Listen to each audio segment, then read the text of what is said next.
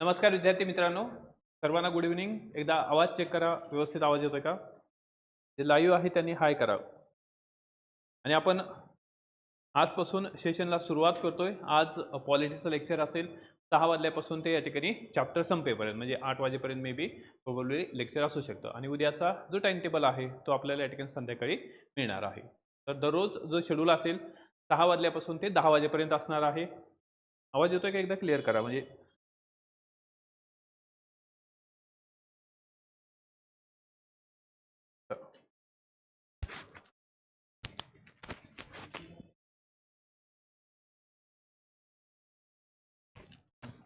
चलो, आवाज येतोय का? आता बॅचेसच्या रेग्युलर शेड्यूलमध्ये फक्त एक तुम्हाला महत्त्वाची इन्फॉर्मेशन आहे, ती म्हणजे जे शेड्यूल आहे बॅचचं ते आहे 6 वाजल्यापासून. ओके, बॅचचे शेड्यूल आहे 6 वाजल्यापासून ते 10 वाजेपर्यंत बॅचेस असणार आहे. 6 ते 10. आजचं लेक्चर फक्त या ठिकाणी 6 वाजल्यापासून 8 वाजेपर्यंत असेल, परंतु उद्याचे जे लेक्चर्स आहेत ते तुम्हाला संध्याकाळी अपडेट केले जातील. आणि पूर्ण जो शेड्यूल आहे ते या ठिकाणी आपण 75 दिवसाचा जे शेड्यूल आहे ते तयार करत आहोत. तो शेड्यूल सुद्धा साधारण तुम्हाला दुपारपर्यंत उद्या मिळणार आहे. ठीक आहे, त्याच्यावर सध्या काम सुरू आहे. अगदी मायक्रो लेवलला आपण त्या ठिकाणी काम करत आहोत. आणि विशेष म्हणजे तुम्हाला प्रत्येक आठवड्याला टेस्ट असणार आहे. बरोबर, प्रत्येक आठवड्याला टेस्ट असेल आणि प्रत्येक आठवड्याच्या टेस्टचं तुम्हाला काय असणार आहे, एक प्रकारचं होमवर्क सुद्धा असणार आहे. बरोबर, या ठिकाणी होमवर्क सुद्धा तुम्हाला असणार आहे. आणि क्वेश्चन पेपर जे असतील ते मराठी आणि इंग्लिश दोन्हीही भाषेमध्ये तुम्हाला उपलब्ध करून दिले जातील. टीचिंग दोन्हीही लँग्वेजमध्ये असेल, दोन्हीही पीपीटी इथं असतील. जे इंग्लिशवाले आहेत त्यांना इंग्लिशमध्ये पीपीटी असेल अवेलेबल, म्हणजे मराठीवाले आहेत त्यांना मराठीमध्ये पीपीटी असणार आहे. ठीक आहे, आता यामध्ये आपला शेड्यूल जो आहे तर रेग्युलर जे शेड्यूल आहे एकच मिनिट.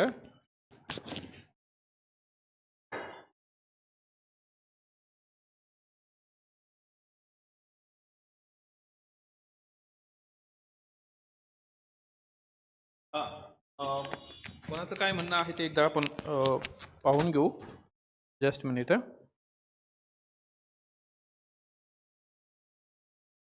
जे लाईव्ह आहेत त्यांनी काही तुमचं जे क्युरी असेल तर रेज करा. ओके सर, कार लायसन लागत नाही मेन्स ॲप्लिकेशनसाठी.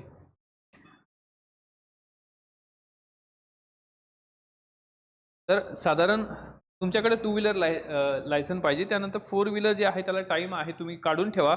एक साधारण 4 महिन्यामध्ये 4 व्हीलरचं लायसन सुद्धा उपलब्ध होतं. ठीक आहे, आणि तुम्हाला मेन्ससाठी जेव्हा 4 व्हीलरचं लायसन लागेल तेव्हा या ठिकाणी भरता येईल. त्यामुळं लायसन काढून ठेवा, त्याला 4 महिन्यामध्ये तुम्हाला मिळतं. आता परीक्षा 3 महिन्यानंतर आहे, त्यामुळे डेफिनेटली काय आहे, तुम्हाला लायसन काढता येतं. टाईम आहे तो काढा, कारण 3 महिन्यानंतर तुमचा रिझल्ट लागेल एका महिन्यानं, म्हणजे तुम्हाला 4 महिने आहे. 4 महिन्यामध्ये आपल्याला हा फॉर्म भरावा लागेल. मेन्स त्यावेळेस लागणार आहे. ठीक आहे, बरं. आता यामध्ये आपण शेड्यूलबद्दल चर्चा करतो. सगळ्यांना आवाज येतोय ना? सगळ्यांनी हाय करा जे लाईव्ह आहेत. आणि आजचं हे पहिलं सेशन आहे. ठीक आहे, सर्वांना गुड इव्हनिंग. सगळ्याचे क्वेश्चन घेऊ, त्याचबरोबर आता आपल्याला लेक्चरला सुरुवात करायची आहे. ठीक आहे, तर यामध्ये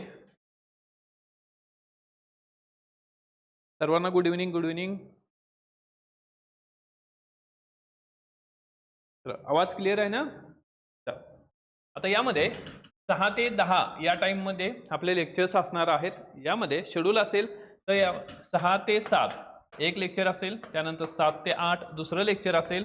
आणि यामध्ये लेक्चर 1 6 ते 7, लेक्चर 2 सब्जेक्ट 2. ओके, म्हणजे सब्जेक्ट 1 जो आहे, जसं एक्झाम्पलमध्ये आपण घेऊ पॉलिटी सुरू होणार आहे, म्हणजे आज जसं पॉलिटी आहे आणि उद्याच्याला या ठिकाणी की पॉलिटी, त्यानंतर जॉग्राफी असेल 7 ते 8. त्यानंतर या ठिकाणी एक ब्रेक असेल. ओके, अर्ध्या तासाचा ब्रेक आपल्याला असणार आहे. आणि अर्ध्या तासाच्या ब्रेक नंतर आपल्याला या ठिकाणी 8:30 म्हणजे या ठिकाणी 30 मिनिट्स ब्रेक. आणि 8:30 वाजल्यापासून ते आपल्याला 10 वाजेपर्यंत मॅथ आणि रिजनिंगचे लेक्चर्स असतील.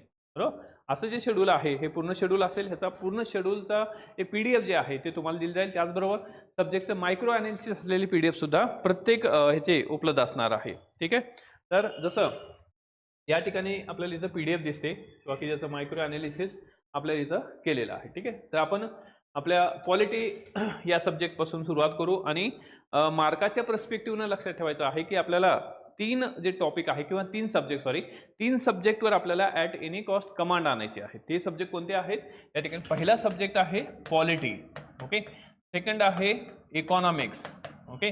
अँड थर्ड जे आहे या ठिकाणी मॅथ आणि रिझनिंग, अँड त्यानंतर आहे सायन्स, ओके. हे जे 4 सब्जेक्ट आहे, प्रायोरिटी तर या ठिकाणी हे 3 सब्जेक्ट जे आहे याच्यावर कमांड आलीच पाहिजे, कारण पास होण्यासाठी ह्या 3 सब्जेक्टमध्ये आपल्याला या ठिकाणी चांगले मार्क्स येणं गरजेचं आहे, ओके. तर पीडीएफची ॲड नाही झाली ॲपवरच, ठीक आहे. लेक्चर झालं की ॲड करू आपण. हे जे मायक्रो अनालिसिस आहे, लेक्चर झाले की पीडीएफ ॲड केली जाईल, ठीक आहे. लागलीच पीडीएफ ॲड करू आपण, ओके. अक्षय सर, अक्षयच ना, ओके. अक्षय, तर इथे लक्षात ठेवा की पॉलिटी आपल्याला 15 क्वेश्चन आहेत, 15 मार्क आहेत. इकॉनॉमिक्स 15 आहेत, मॅथ रिझनिंग 20 आहेत. म्हणजे याचा अर्थ काय आहे? 50% वेटेज जे आहे ह्या 3 सब्जेक्टला आहे, ठीक आहे. 50% वेटेज, त्यामुळं 50% वेटेजसाठी आपल्या यादं काम करणं गरजेचं आहे. त्यामुळं प्रायोरिटीनं आपण मॅथ रिझनिंग सुद्धा उद्यापासून स्टार्ट करत आहोत, ठीक आहे. तर आज आपण या ठिकाणी पॉलिटीला सुरुवात करू. टाइम टेबल सगळ्यांना समजला असेल, 6 वाजल्यापासून 10 वाजेपर्यंत या ठिकाणी लेक्चर असणार आहेत. पण आज पॉलिटीचं लेक्चर साधारण या ठिकाणी एक चॅप्टर संपेपर्यंत, म्हणजे 2 तास तरी आपल्याला लागतील एक चॅप्टर संपवायला, ठीक आहे. आता यामध्ये हे आपण आपल्या कोर सब्जेक्टला सुरुवात करू, तो म्हणजे पॉलिटी. आपल्याला 15 मार्क पॉलिटीला या ठिकाणी असतात आणि या ह्याच्यामध्ये आपण पॉलिटीचं मायक्रो अनालिसिस केलेलं आहे आणि या मायक्रो अनालिसिसमध्ये आपल्याला या ठिकाणी ही जी पीडीएफ आहे ही तुम्हाला उपलब्ध करून दिली जाईल आणि ज्यामध्ये साधारण आपण 20 चॅप्टर जे आहे इथं काय केलेले आहेत किंवा की कन्वर्ट केलेले आहे की 20 चॅप्टर जे आहेत आपल्याला पॉलिटीमध्ये कव्हर करायचे आहेत आणि संपूर्ण चॅप्टर या ठिकाणी इथं कव्हर करणार आहोत आपण. आणि यामध्ये ही जी पीडीएफ आहे इंग्लिशमध्ये आहे, मराठीमध्ये आहे. नोट्स सुद्धा इंग्लिश मराठीमध्ये असतील, त्यामुळे जे इंग्लिशवाले आहेत त्यांनी खूप काही चिंता करायची गरज नाही. ही तर आपली सुरुवात आहे, ओके. तर सगळं काही तुम्हाला उपलब्ध होईल. मध्ये आपण पॉलिटीला सुरुवात करूया, ठीक आहे. पॉलिटी राज्यघटना यामध्ये आपल्याला 20 टॉपिक आपण आहेत, ओके, किंवा 20 टॉपिकमध्ये आपण ह्याला कन्वर्ट केलेलं आहे. तर या 20 टॉपिकमधला पहिला जो टॉपिक आहे तो म्हणजे हिस्टॉरिकल बॅकग्राऊंड. आता आपल्याला की कॉन्स्टिट्यूशनचा किंवा या ठिकाणी संविधानाचा अभ्यास करायचा आहे. तर संविधानाचा अभ्यास करत असताना ओके पहिला प्रश्न निर्माण होतो की what is mean by constitution. Okay, constitution म्हणजे काय आहे किंवा संविधान कशाला बनायचं आहे?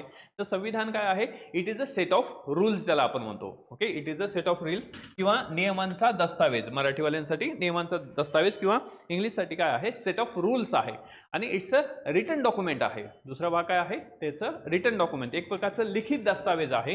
त्याला आपण काय म्हणतो? त्याला आपण म्हणतो कॉन्स्टिट्यूशन किंवा संविधान असं म्हणतो. आणि हे जे संविधान आहे हे संविधान या ठिकाणी 26 नोव्हेंबर 1949ला संविधान तयार केलं आणि त्यानंतर संविधानाची जी एन्फोर्समेंट आहे, अंमलबजावणी ज्याला म्हणतात, 26 जानेवारी 1950 आहे. तर हे जगातलं सर्वात मोठं जे संविधान आहे ते आपलं संविधान आहे, ज्यामध्ये 395 आर्टिकल्स आहेत अँड या ठिकाणी 25 पार्ट्समध्ये हे डिवाइड झालेले आहे. जगातलं सर्वात मोठं संविधान आहे. आपण जर अमेरिकेच्या संविधानाशी कंपॅरिझन केलं तर अमेरिकेच्या कॉन्स्टिट्यूशनमध्ये they have only 7 articles. Okay, फक्त त्याचं 7 आर्टिकल्स आहेत. आणि भारताच्या संविधानामध्ये, इंडियन कॉन्स्टिट्यूशनमध्ये बाय नंबर जर पाहिलं तर 395 आर्टिकल्स आहेत. तर हे या ठिकाणी लेंथेस्ट कॉन्स्टिट्यूशन आहे जगामधलं. आणि त्यामुळं आपल्याला हे जे कॉन्स्टिट्यूशन आहे, संविधान आहे, हे तयार करत असताना इंग्रजांनी जे काही कायदे व्यवस्था तयार केली होती किंवा त्या ठिकाणची जी काही कायदे कानून व्यवस्था होती त्या काळातली, तर ती व्यवस्था आणि त्या व्यवस्थेचा किंवा त्या ॲक्टचा इम्पॅक्ट जो आहे आपल्या संविधानावर झालेला आहे. त्यामुळे आपल्याला पहिला जो चॅप्टर आहे तो आहे हिस्टॉरिकल बॅकग्राऊंड. म्हणजे संविधान तयार करण्यात आलं, कॉन्स्टिट्यूशन तयार करण्यात आलं.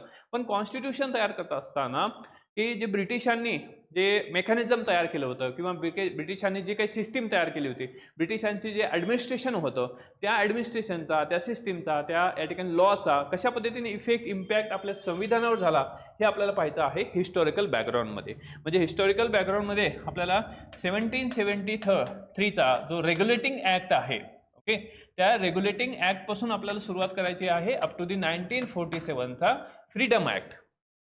ओके, तर हे या सगळ्या ज्या बाबी आहेत आपल्या इथं कव्हर करायच्या आहेत.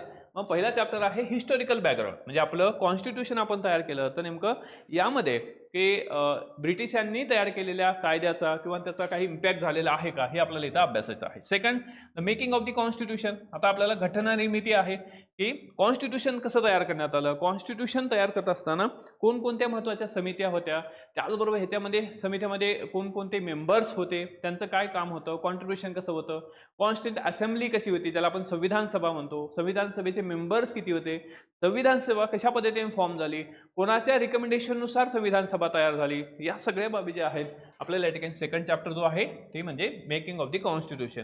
अँड या ठिकाणी फीचर ऑफ द कॉन्स्टिट्यूशन, आपल्या संविधानाची जी वैशिष्ट्य आहेत, फीचर्स आहेत, ते फीचर्स सुद्धा आपल्याला विचारले जातात वन लाइनरमध्ये की भारताच्या संविधानाचे या ठिकाणी की फॉलोइंग द फीचर्स किंवा कोणकोणते फीचर्स आहेत, कोणकोणते फीचर्स नाही, बरोबर. तर त्यामुळं सेकंड जो चॅप्टर आहे तो आपल्याला इथं कव्हर करायचा आहे. देन की प्रिएम्बल आहे, प्रिएम्बल किंवा या ठिकाणी त्याला आपण उद्देशपत्रिका, प्रस्तावना, सरनामा, ह्या सगळ्या बाबी ज्या आहेत या ठिकाणी या प्रिएम्बलमध्ये आहे. तर प्रिएम्बल जे आहे, preamble it is the first page, okay, it is first page of our constitution. संविधानाचं जे पहिलं पेज आहे, इवन एनी बुक म्हणजे कुठलंही जरी पुस्तक असलं किंवा नॉवेल जरी असलं तरी सुद्धा काय आहे, the first page of that particular book काय असतं, तर या ठिकाणी रायटर्सचा थॉट असतो किंवा एक्सप्रेशन असतात त्यांचे. तर त्याच पद्धतीने काय आहे या ठिकाणी प्रस्तावना हा सुद्धा आपलं या ठिकाणी कॉन्स्टिट्यूशनचं पहिलं पेज आहे. त्यामुळं आपल्याला प्रिएम्बलवर सुद्धा एखादा प्रश्न विचारला जातो की नेमकं प्रिएम्बल काय आहे. इट इज अ इसेन्स किंवा या ठिकाणी इसेन्स ऑफ द कॉन्स्टिट्यूशन आहे. इसेन्स म्हणजे काय, एक प्रकारचा सार आहे किंवा या ठिकाणी त्याला आपण क्रक्स ऑफ द कॉन्स्टिट्यूशन म्हणतो किंवा नानी पालखीवाला यांनी म्हटलेलं आहे it is the identity card of the constitution. Okay, identity card म्हणजे एक प्रकारचं आयडेंटिटी कार्ड आहे, जसं आपलं आधार कार्ड असतं किंवा आपलं कुठलं एखादं ओळखपत्र असेल, त्या आधारे आपण आयडेंटिफाय होतो की अरे दिस इज मी, ओके, किंवा या ठिकाणी हा व्यक्ती आहे. तर त्याच पद्धतीनं दिस इज द ID कार्ड किंवा या ठिकाणी आयडेंटिटी कार्ड जसं नानी पालखीवाले म्हणतात ते म्हणजे या ठिकाणी प्रिएम्बल आहे. तर मग प्रिएम्बल आपल्याला पाहायचं आहे. थर्ड, त्यानंतर फोर्थ, या ठिकाणी फोर्थ चॅप्टर जो आहे तो युनियन अँड इट्स टेरिटरी बघायचं आहे. तर मग युनियन अँड इट्स टेरिटरीच्या बाबतीमध्ये भारतामध्ये 28 state and we have 28 state and 8 UTs आहेत, युनियन टेरिटरीज आहेत. मग द फॉर्मेशन या चॅप्टरमध्ये आपल्याला काय बघायचं आहे, तर या ठिकाणी formation of state, okay, formation of state, establishment of state, okay, किंवा या ठिकाणी एखादं राज्य कसं तयार करायचं आहे किंवा पूर्णतः नवीन राज्य कसं तयार होतं किंवा भारत जो आहे it's a union of state आहे, not a federation of state. Okay, मग व्हॉट इज द कंपॅरिझन किंवा या ठिकाणी comparison between the American constitution and Indian constitution, American federalism and Indian federalism. तर यामध्ये लक्षात ठेवायचं की आपण फेडरलिझम जे आहे, संघराज्य व्यवस्था जी आहे ती अडॉप्ट केलेली आहे अमेरिकेकडूनच, बट या ठिकाणी नॉट ॲज इट इज. अमेरिकेचं फेडरल स्ट्रक्चर हे डिफरंट आहे, भारताचं इंडियाचं federal structure is different. Okay, त्यामुळं आपल्याला पहिल्या ह्याच्यामध्ये ह्या फोर्थमध्ये पाहायचं आहे या ठिकाणी union and its territory. Then आपल्याला या ठिकाणी की नागरिकत्व आहे. आता आपल्याला नागरिकत्व जे आहे हे आर्टिकल म्हणजे ह्या फोर्थ ह्याच्यामध्ये काय येणार आहे, आर्टिकल 1 to 4 पर्यंत कव्हर होणार आहे. देन आपल्याला नागरिकत्व 5 to 11 पर्यंत आपल्याला आर्टिकल्स कव्हर करायचे आहेत की आपण भारताचे सिटीजन आहोत, we are citizen of India. Okay, मग सिटीजन ऑफ इंडिया म्हणजे काय आहे किंवा भारताचा नागरिक म्हणजे कोण आहे किंवा एखाद्या व्यक्तीला जो समजा एखादा परदेशी व्यक्ती आहे, जसं एक्झाम्पलमध्ये जॅकलिन आहे. ओके, जॅकलिन जी आहे ती कोण आहे, श्रीलंकन आहे. ओके, श्रीलंकन आहे.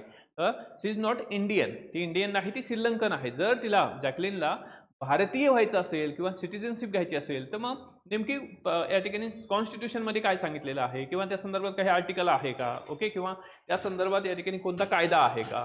तर निश्चित कायदा आहे, त्याला आपण या ठिकाणी सिटिझनशिप ॲक्ट म्हणतो 1955चा आहे. तर या सगळ्या त्या बाबी आहेत ते आपण इथं कव्हर करणार आहोत आर्टिकल म्हणजे ह्या चॅप्टर नंबर 5. देन आपल्याला मोस्ट इम्पॉर्टंट आणि या ठिकाणी की जो हायली कन्सेप्च्युअल आहे तो म्हणजे फंडामेंटल राईट आहे. त्याला फंडामेंटल राईट समजले, ओके, त्याला या ठिकाणी कॉन्स्टिट्यूशन समजायला सोपं जातं. त्यामुळे फंडामेंटल राईट जे आहे त्यावर कंपल्सरी आपल्याला एखादा प्रश्न विचारला जातो.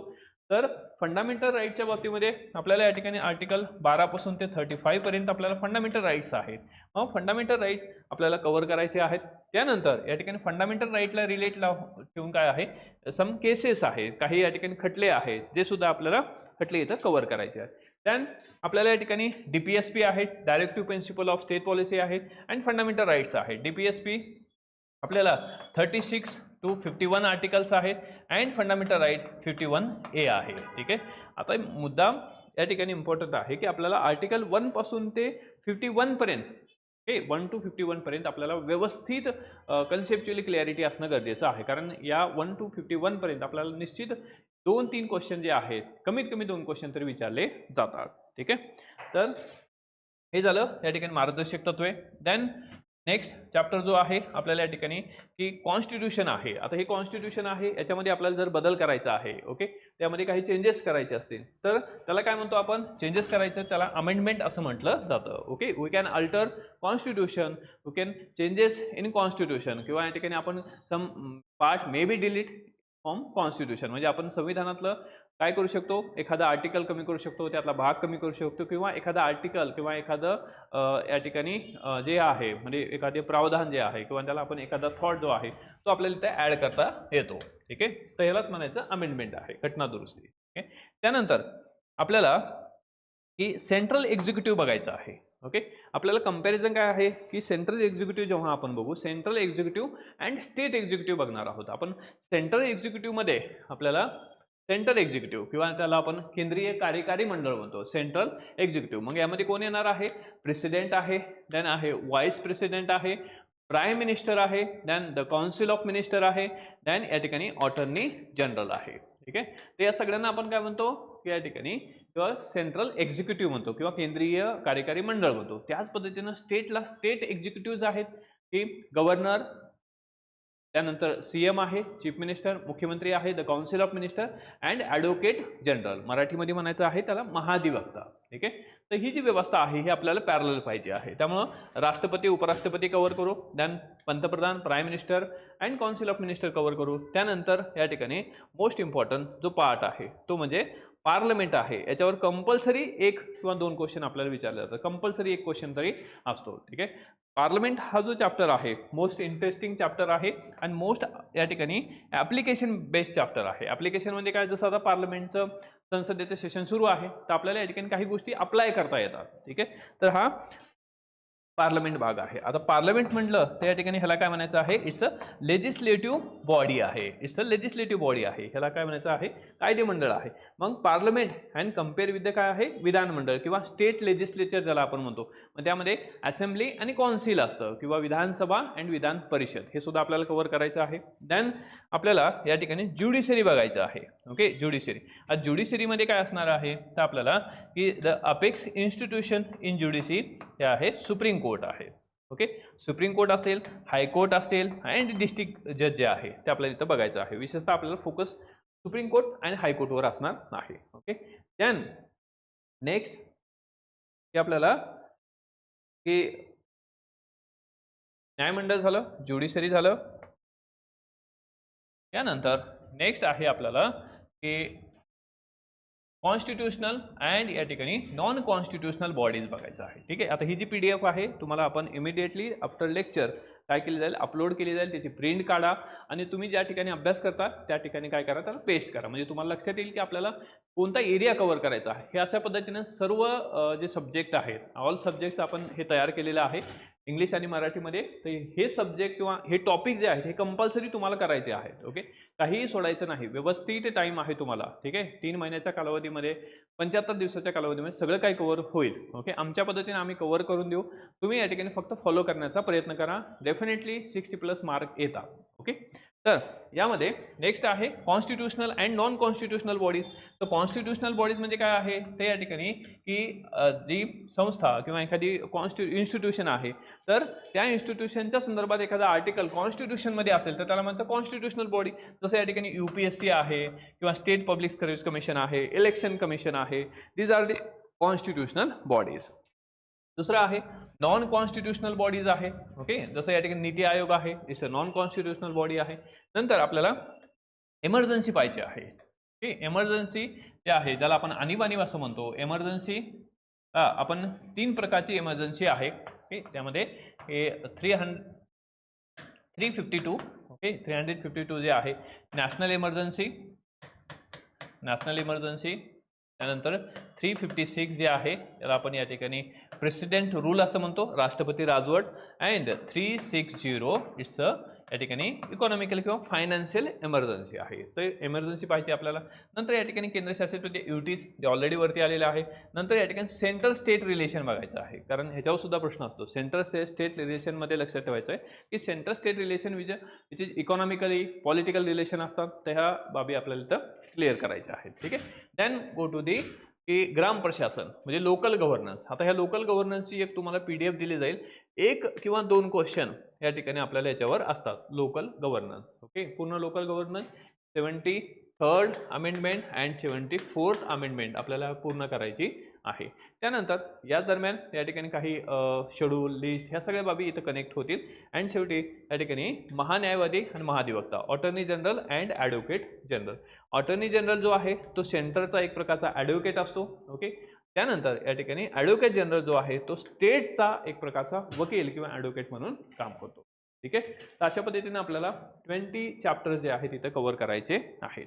ठीक आहे. तर कोणाला काही डाऊट इथपर्यंत समजलं? आता आपण पहिल्या चॅप्टरला सुरुवात करू. समजलं?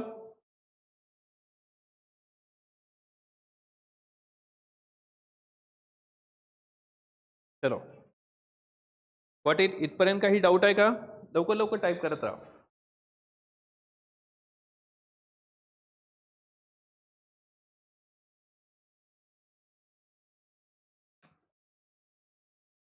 आणि मित्रांना रेफरन्स द्यायला विसरू नका. मित्रांना सुद्धा रेफरन्स द्या. ओके.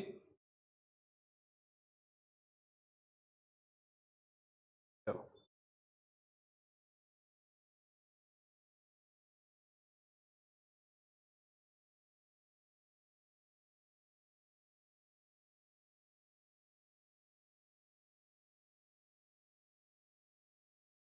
समजलं इथपर्यंत? येस नो टाईप करा. चला आपण सुरुवात करू.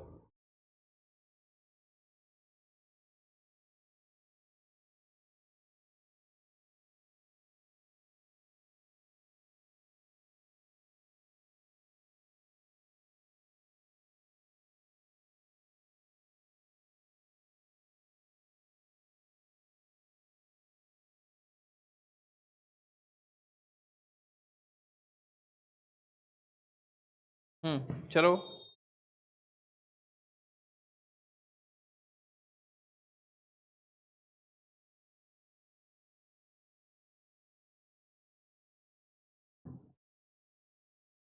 ठीक.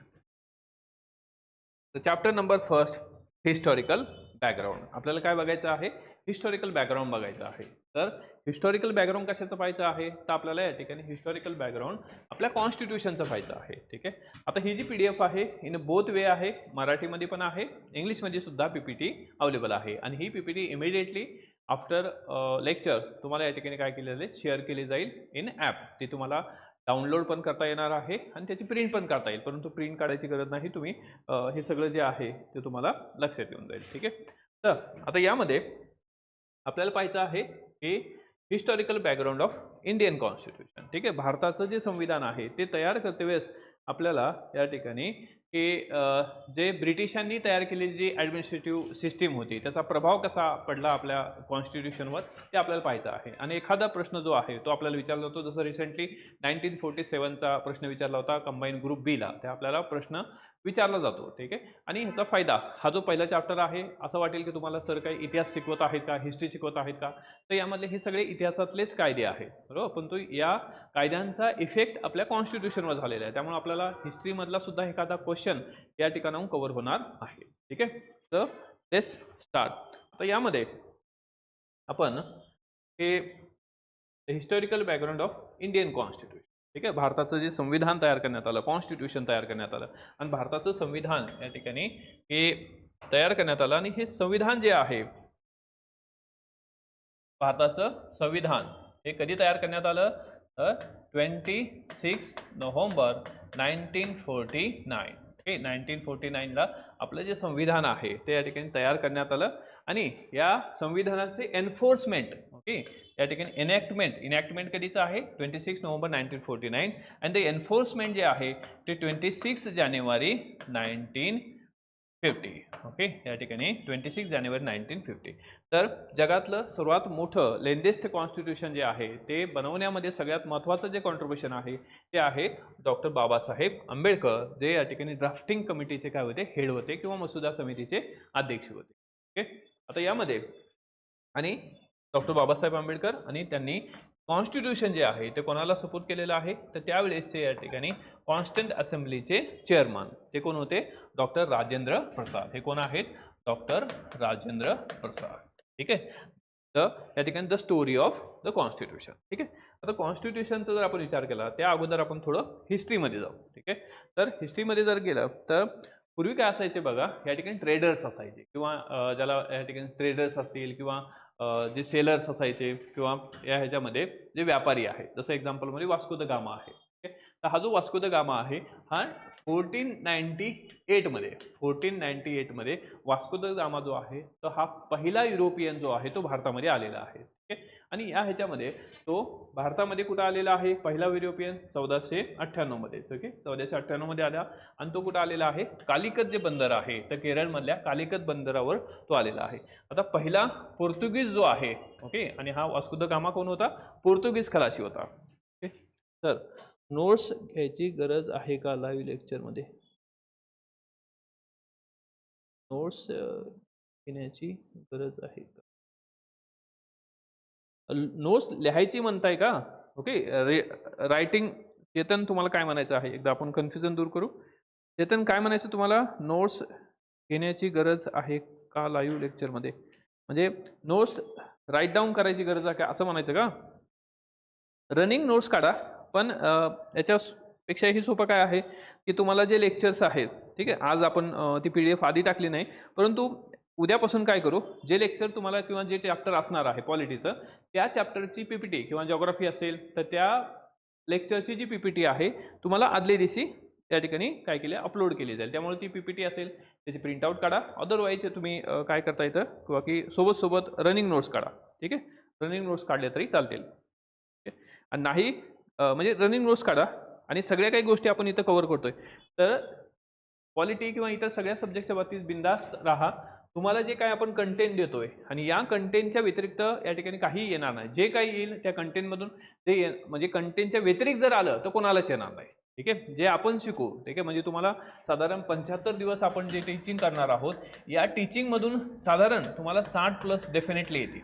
बरोबर, आणि जर टीचिंगमधून नाही आलं किंवा कंटेंटमधून नाही आलं तर ते कोणालाही येणार नाही, कारण सगळ्या पुस्तकांचा क्रक किंवा जे काही कंटेंट आहे अवेलेबल, त्याचबरोबर करंट, या सगळ्या गोष्टी आपण या ठिकाणी इथं क्लब करणार आहोत. ठीक आहे, त्यामुळं बिंदास राहा. फक्त एकच कंडिशन आहे, ते म्हणजे जे काही सांगितलं जातं ते फॉलो करा. आणि या ठिकाणी चॅप्टर संपला, जसं आता हिस्टॉरिकल बॅकग्राऊंड आहे बघा. ओके, तर हा हिस्टॉरिकल बॅकग्राऊंड संपला की तुमचं काम काय आहे, होमवर्क. Okay, homework. आता हे होमवर्क काय आहे, PYQ. ओके, तुम्ही कुठलंही मार्केटमधलं जे PYQचा जो ठोकळा आहे, ठीक आहे, कोणताही ठोकळा, एनिथिंग, ठीक आहे, त्याच्यामध्ये फक्त PYQज आहेत. आपल्याला ॲनालिसिस नाही पाहिजे. ठीक आहे, आपल्याकडे फक्त आपल्याला क्वेश्चन पाहिजे, MPSCचे क्वेश्चन, आयोगाचे क्वेश्चन. आणि ते ही चॅप्टर झालं की तुम्ही काय करायचं आहे, PYQ समोर ठेवायचा आहे आणि PYQ सॉल्व्ह करण्याचा प्रयत्न करायचा. आणि यामध्ये लक्षात ठेवा की PYQ वर त्या पुस्तकावर कधीही टिक करायची नाही. ओके, जर टिक आपण केलं तर या ठिकाणी काय होतं की आपण नेक्स्ट टाइम जेव्हा येतो तेव्हा आपण कुठल्याही पद्धतीने विचार करत नाही किंवा थॉट प्रोसेस होत नाही आपली, त्यामुळे आपण जस्ट लुकआउट करतो, फक्त पाहतो. त्यामुळे तसं न करता कुठल्याही प्रकारे टिक करू नका किंवा त्याच्यावर काही लिहू नका त्या पुस्तकावर, जस्ट की मला उत्तर येते का, कारण खालीच उत्तर दिलेलं आहे. ओके, आणि लेक्चर झाल्यानंतर तुम्ही PYQ पाहिले ना तर 100% या ठिकाणी पैकीच्या पैकी आपल्याला येते. आणि जे काही समजा 2-3 क्वेश्चन तुम्हाला असं वाटलं की अरे की या ठिकाणी हे क्वेश्चन आपल्याला आले नाहीत किंवा अवघड आहे, तर तुम्ही त्याचा मेसेज करा की सर मला हे समजलं नाही. ॲपमध्ये मेसेज करा, अदरवाईज या ठिकाणी व्हॉट्सअपला मेसेज करा किंवा टेलिग्रामला मेसेज करा. ठीक आहे, त्याचं उत्तर सुद्धा तुम्हाला मिळेल. बट या ठिकाणी जे देतोय तर आपण ते तेवढं जरी फॉलो केलं it's a more enough. Okay, आणि डेफिनेटली पास होण्यापुरता कंटेंट आपण प्रोव्हाइड करू. ठीक आहे, तर रनिंग अक्षय ओके, तर रनिंग नोट्स जे आहे ते थोडं सोबत लिहित चला. ओके, कारण मग त्याच्यामुळे काय होतं की आपलं कॉन्सन्ट्रेशन सुद्धा राहतं. नाही तर अदरवाईज काय आहे की समोर कुठतरी लॅपटॉप ठेवलेला आहे, मोबाईल ठेवलेला आहे, आपण की फक्त ऐकतोय. ओके, तर it's a not one way process, it's a two way process. तुमचा या ठिकाणी किंवा की थॉट प्रोसेस सुद्धा सुरू असणं गरजेचं. मग सोबत काय आहे, मी तुम्हाला असं जसं एक्झाम्पलमध्ये काय आहे की आता या ठिकाणी तर लिहिलेलं नाही ना 1498ला वास्को द गामा आला होता. ओके, मग ह्या पीपीटीमध्ये सगळ्याच गोष्टी लिहिलेल्या नाहीत. ज्या गोष्टी आपण एक्सप्रेस करतोय किंवा एखादं एक्झाम्पल मी तुम्हाला देईल जे पीपीटीमध्ये नसेल, त्यामुळं तुम्ही सोबत थोड्याफार रनिंग नोट्स काढायचं शिका किंवा काढा. ओके, जसं वास्को द गामाची एंट्री झालेली आहे 1498 मध्ये. आता हे तर याच्यात लिहिलेलं नाही, हीच पीपीटी तुम्हाला जाणार आहे, त्यामुळं या ठिकाणी रीड इट. चला, आणि PYQ बुक सजेस्ट करा. PYQ कोणाचं घ्या किंवा लोकसेवा पब्लिकेशनचं चांगलं आहे. ठीक आहे, तर घ्यायचं असेल तर लोकसेवा पब्लिकेशनचं पुस्तक आहे, कारण ह्याच्यामध्ये काय आहे हे क्वेश्चन्स आहेत आपल्याला. आणि तुम्हाला बुक लिस्ट सुद्धा मी देईल. ओके, बुक लिस्टचं सुद्धा एक छोटं लेक्चर जे आहे मी अपलोड करेल किंवा तुम्हाला बुक लिस्टचा एक हे पाठवेल. ठीक आहे, एक PDF पाठवून देईल. तेवढेच बुक तुम्ही घेणं आहे. ते पण पाठवतो. चला, क्लिअर? सुरू करू आता. चला, आता लेक्चरला मी सुरुवात करतो.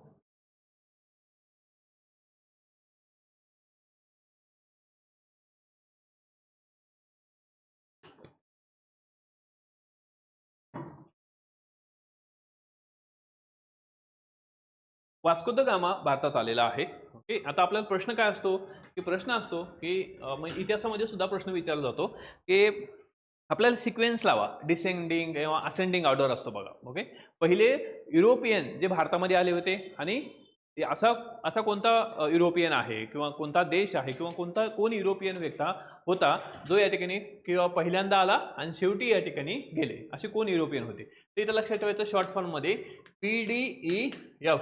ओके, PDEF आपल्याला लक्षात ठेवायचं आहे.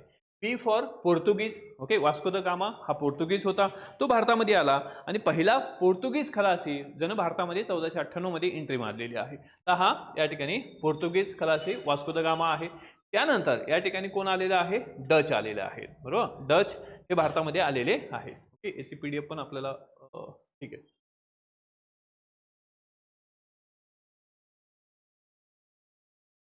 आता यामध्ये हे जे डच आहेत, एक आला पोर्तुगीज भारतामध्ये आलेले आहेत, त्यानंतर डच आले. डच म्हणजेच काय आहे, नेदरलँड. ठीक आहे, सध्याचं नेदरलँड. तर पोर्तुगीज झाले, डच झाले, त्यानंतर आले ब्रिटिशर्स सुरतमध्ये आहेत. आणि डच कुठं आलेले आहेत, मसुलीपट्टमला आलेले आहेत. ओके, म्हणजेच आंध्र प्रदेश. ओके, या ह्याच्यामध्ये मसुलीपट्टम आहे. त्यानंतर ब्रिटिशर्स सुरत गुजरातमध्ये आलेले आहेत, ई फॉर इंग्रज. अँड या ठिकाणी नंतर आले डॅनिश आलेले. डॅनिश म्हणजे डेन्मार्क. Okay, Denmark. डॅनिश आले होते त्रवणकोर तामिळनाडूमध्ये. अँड या ठिकाणी फ्रेंच आले होते, F फॉर फ्रेंच. ठीक आहे, हे डॅनिश तर D हे लक्षात ठेवलं तरी चालतं. ठीक आहे, त्यामध्ये फ्रेंच जे आहेत हे पॉंडिचेरीला आले होते. अशा पद्धतीनं PDEF आपल्याला हा सिक्वेन्स जो आहे ते लक्षात ठेवायचा आहे. आणि इथं लक्षात ठेवा की सुरुवातीला आले होते ते पोर्तुगीज आलते आणि या ठिकाणी शेवटी गेले. ओके, सुरुवातीला आले आणि शेवटी गेलेले सुद्धा कोण आहेत, पोर्तुगीज आहे. म्हणजे जसं गोवा आहे, गोवामध्ये कोण होतं, पोर्तुगीज होते. ओके, आणि पहिल्यांदा आले पोर्तुगीज, शेवटी गेले सुद्धा पोर्तुगीज आहे. आपल्याला प्रश्न सुद्धा विचारला जातो. ठीक आहे, आता यामध्ये नेक्स्ट की जे ब्रिटिशांनी कायदे तयार केलेले आहेत त्या कायद्याचा कशा पद्धतीने प्रभाव जो आहे तो आपल्यावर झालेला आहे ते आपण या ठिकाणी डिस्कस करू. किंवा यामध्ये ब्रिटिशर्स भारतामध्ये आलेले आहेत. मग ब्रिटिशर्स भारतामध्ये आल्यानंतर हे ब्रिटिशर्सने जसं आताच आपण पाहिलेलं आहे किंवा की कोण कोण कशा पद्धतीने आलं होतं, तसं या ठिकाणी 1498 मध्ये किंवा की हा कोण आलेला आहे, वास्को द गामा जो आहे तो आलेला आहे. एक मिनिट.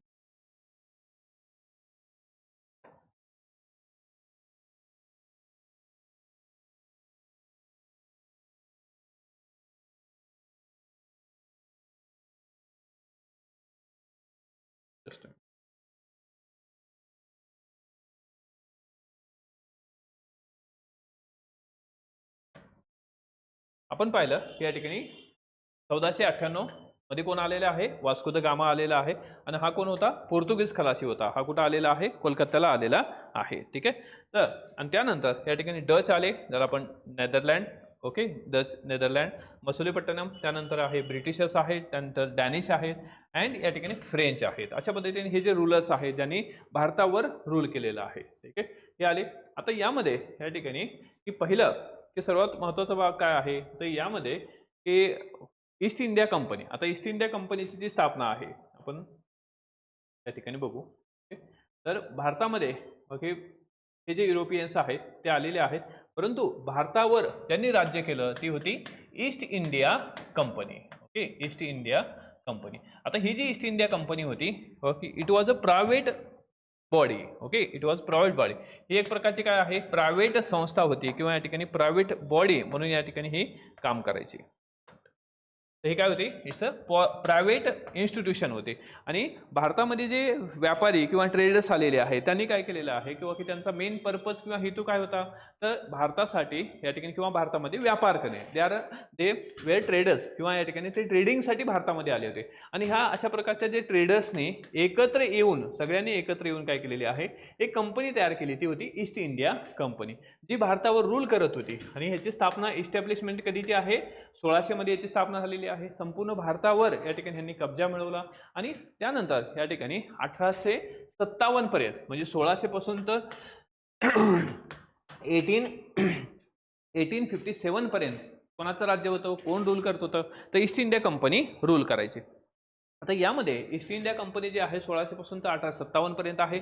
अँड आफ्टर दॅट या ठिकाणी किंवा की राणी जी होती ज्याला एम्पेरर ऑफ इंडिया म्हणतात, तर ही जी राणी आहे ती भारताची सम्राज्ञी झाली. मग कधीपासून, तर ब्रिटिशांचं राज्य, पूर्वी सुद्धा ब्रिटिशांचंच राज्य होतं, पण ब्रिटिशां म्हणजे या ठिकाणी खऱ्या अर्थानं किंवा की राणीचं राज्य जे 1858चं आहे, पण पूर्वी जे होतं ते सुद्धा ब्रिटिश व्यक्तींचंच राज्य आपल्या देशावर होतं. म्हणजे इंग्रज जे आहे ते 1600 पासून ते 1947 पर्यंत आपल्यावर रूल करत होते, पण त्यामध्ये प्रायव्हेट इन्स्टिट्यूशन जे आहे ते या ठिकाणी 1600 पासून ते 1857 पर्यंत रूल करायचे. त्यानंतर की ब्रिटिश गव्हर्नमेंट आणि राणी ह्याचं राज्य आलं 1858 पासून ते 1947 पर्यंत या ठिकाणी हे रूल करत होते. अशा प्रकारची जी इन्स्टिट्यूशन्स आहे ती भारतामध्ये रूल करत होती. आणि यामध्ये ही ईस्ट इंडिया कंपनी जी आहे, ईस्ट इंडिया कंपनी एक प्रकारे राणीकडून तिने परमिशन घेतली होती आणि परमिशनच्या आधारावर भारतामध्ये व्यापार करत होते. आता व्यापार करत असताना की ईस्ट इंडिया कंपनी भारतामध्ये बिझनेस किंवा ट्रेडिंग करत असताना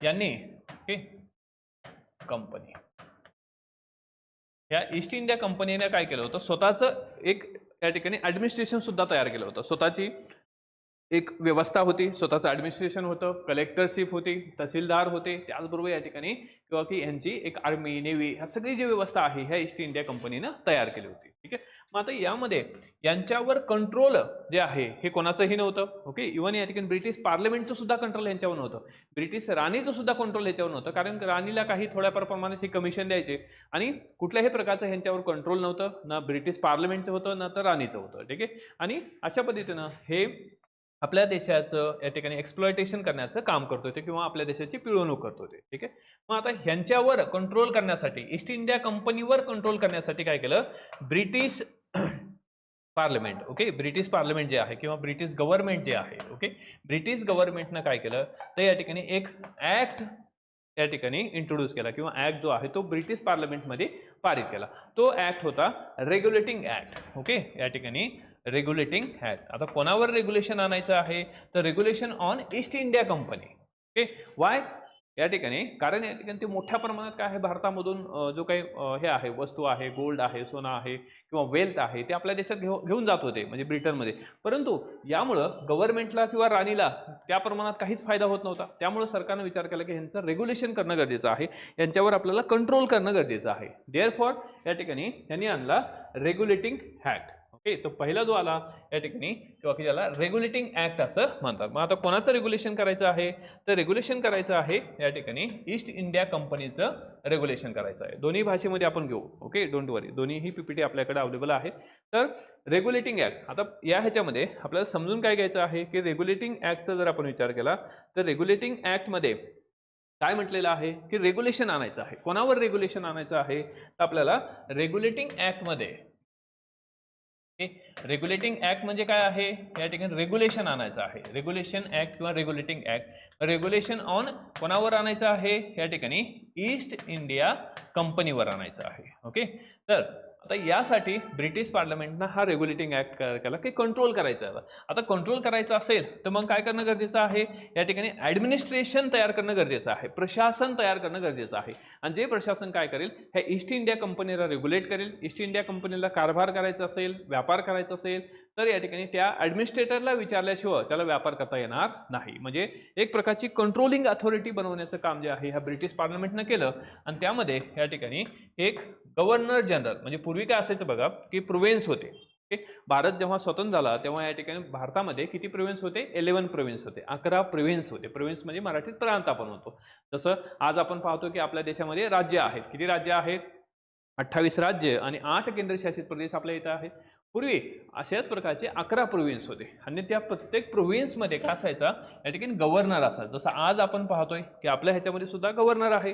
तर आपण हिस्टॉरिकल बॅकग्राऊंड पाहण्याचा हेतू किंवा पर्पज काय आहे, तर या हिस्टॉरिकल बॅकग्राऊंडमध्ये किंवा ह्या चॅप्टरमध्ये जे काय ऍक्ट्स आपण पाहतो आहोत त्याचा इम्पॅक्ट, प्रभाव किंवा त्याचं डायरेक्ट इम्प्लिमेंटेशन जे आहे ते आपल्याला कॉन्स्टिट्यूशनमध्ये दिसतं. त्यामुळे पहिला चॅप्टर जो आहे तो आपल्याला पाहणं गरजेचं आहे.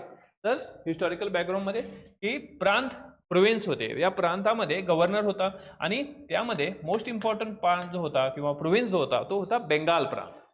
आणि हा बेंगाल प्रांत जो आहे, तर बेंगाल प्रांताचा जो गव्हर्नर होता ह्याला काय करण्यात आलं, गव्हर्नर जनरल ऑफ, या ठिकाणी गव्हर्नर जनरल ऑफ बेंगाल करण्यात आलं. बेंगालचा governor general. Okay, governor general of Bengal हे एक प्रकारचं ऍडमिनिस्ट्रेटिव्ह जी पोस्ट आहे ती क्रिएट करण्यात आली. आणि या ऍडमिनिस्ट्रेटिव्ह पोस्टचा हेड जो आहे तो कोण होता, या ठिकाणी लॉर्ड वॉरेन हेस्टिंग्स होता. Okay, Lord Warren Hasting. आता हा जो आहे या ठिकाणी की ऍडमिनिस्ट्रेटिव्ह हेड म्हणून कोणाला आणलेला आहे, लॉर्ड वॉरेन हेस्टिंग्सचा आलेला आहे. ठीक आहे, आणि हा या ठिकाणी लॉर्ड वॉरेन हेस्टिंग जो आहे तो हा झाला governor general of Bengal. Okay, आणि गव्हर्नर जनरल, आता गव्हर्नर जनरल जो आहे तो पूर्णपणे ऍडमिनिस्ट्रेटिव्ह हेड असणार आहे. ओके, तो ब्रिटिश पार्लमेंटचा व्यक्ती असणार आहे. त्यामुळं या ठिकाणी संपूर्ण देशावर कंट्रोल किंवा ईस्ट इंडिया कंपनीवर आता कोणाचं कंट्रोल असणार आहे, governor general of Bengal.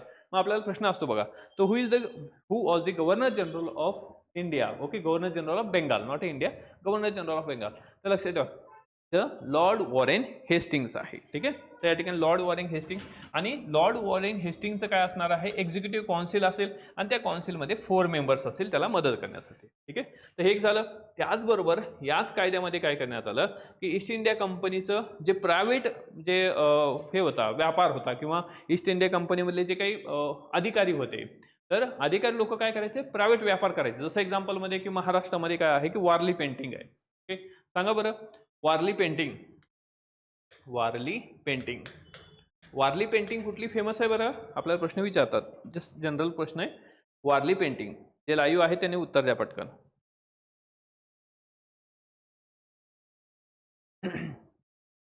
Warli painting.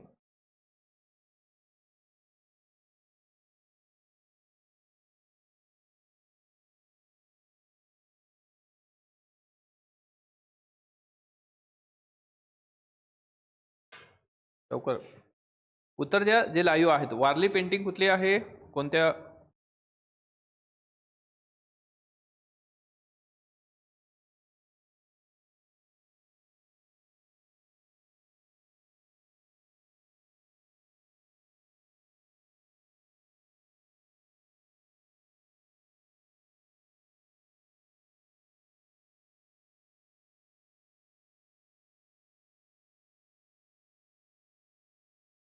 चला लवकर लवकर.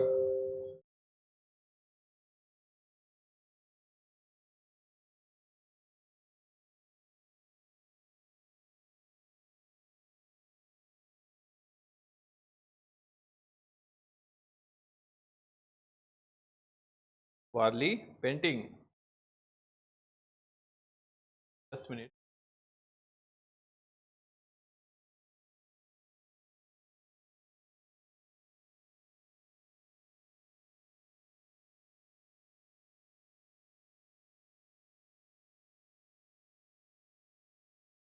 तर आपल्याला वारली पेंटिंग कुठे दिसते, तर ठाणे आहे, नंदुरबार आहे, या ठिकाणी जे आदिवासी लोकांची जी परंपरा आहे ती वारली पेंटिंग आहे. वारली पेंटिंग कशा पद्धतीने असते बघा, तर या ठिकाणी हे तुम्ही सुद्धा पाहिलेली असेल, जे ठाणेवाले आहेत त्यांनी, ओके, ते अशा पद्धतीची ही वारली पेंटिंग असते. ठीक आहे.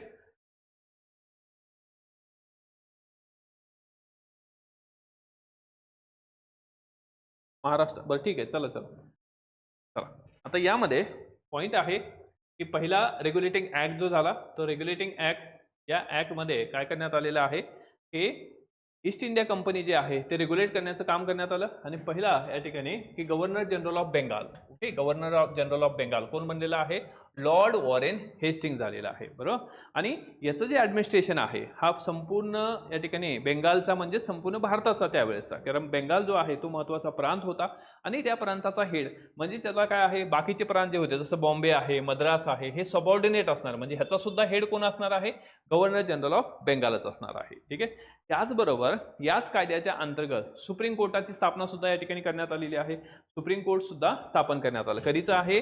1774 ला सुप्रीम कोर्टाची स्थापना करण्यात आलेली आहे. ओके. तर यामध्ये आपण सुप्रीम कोर्टाची स्थापना बघू.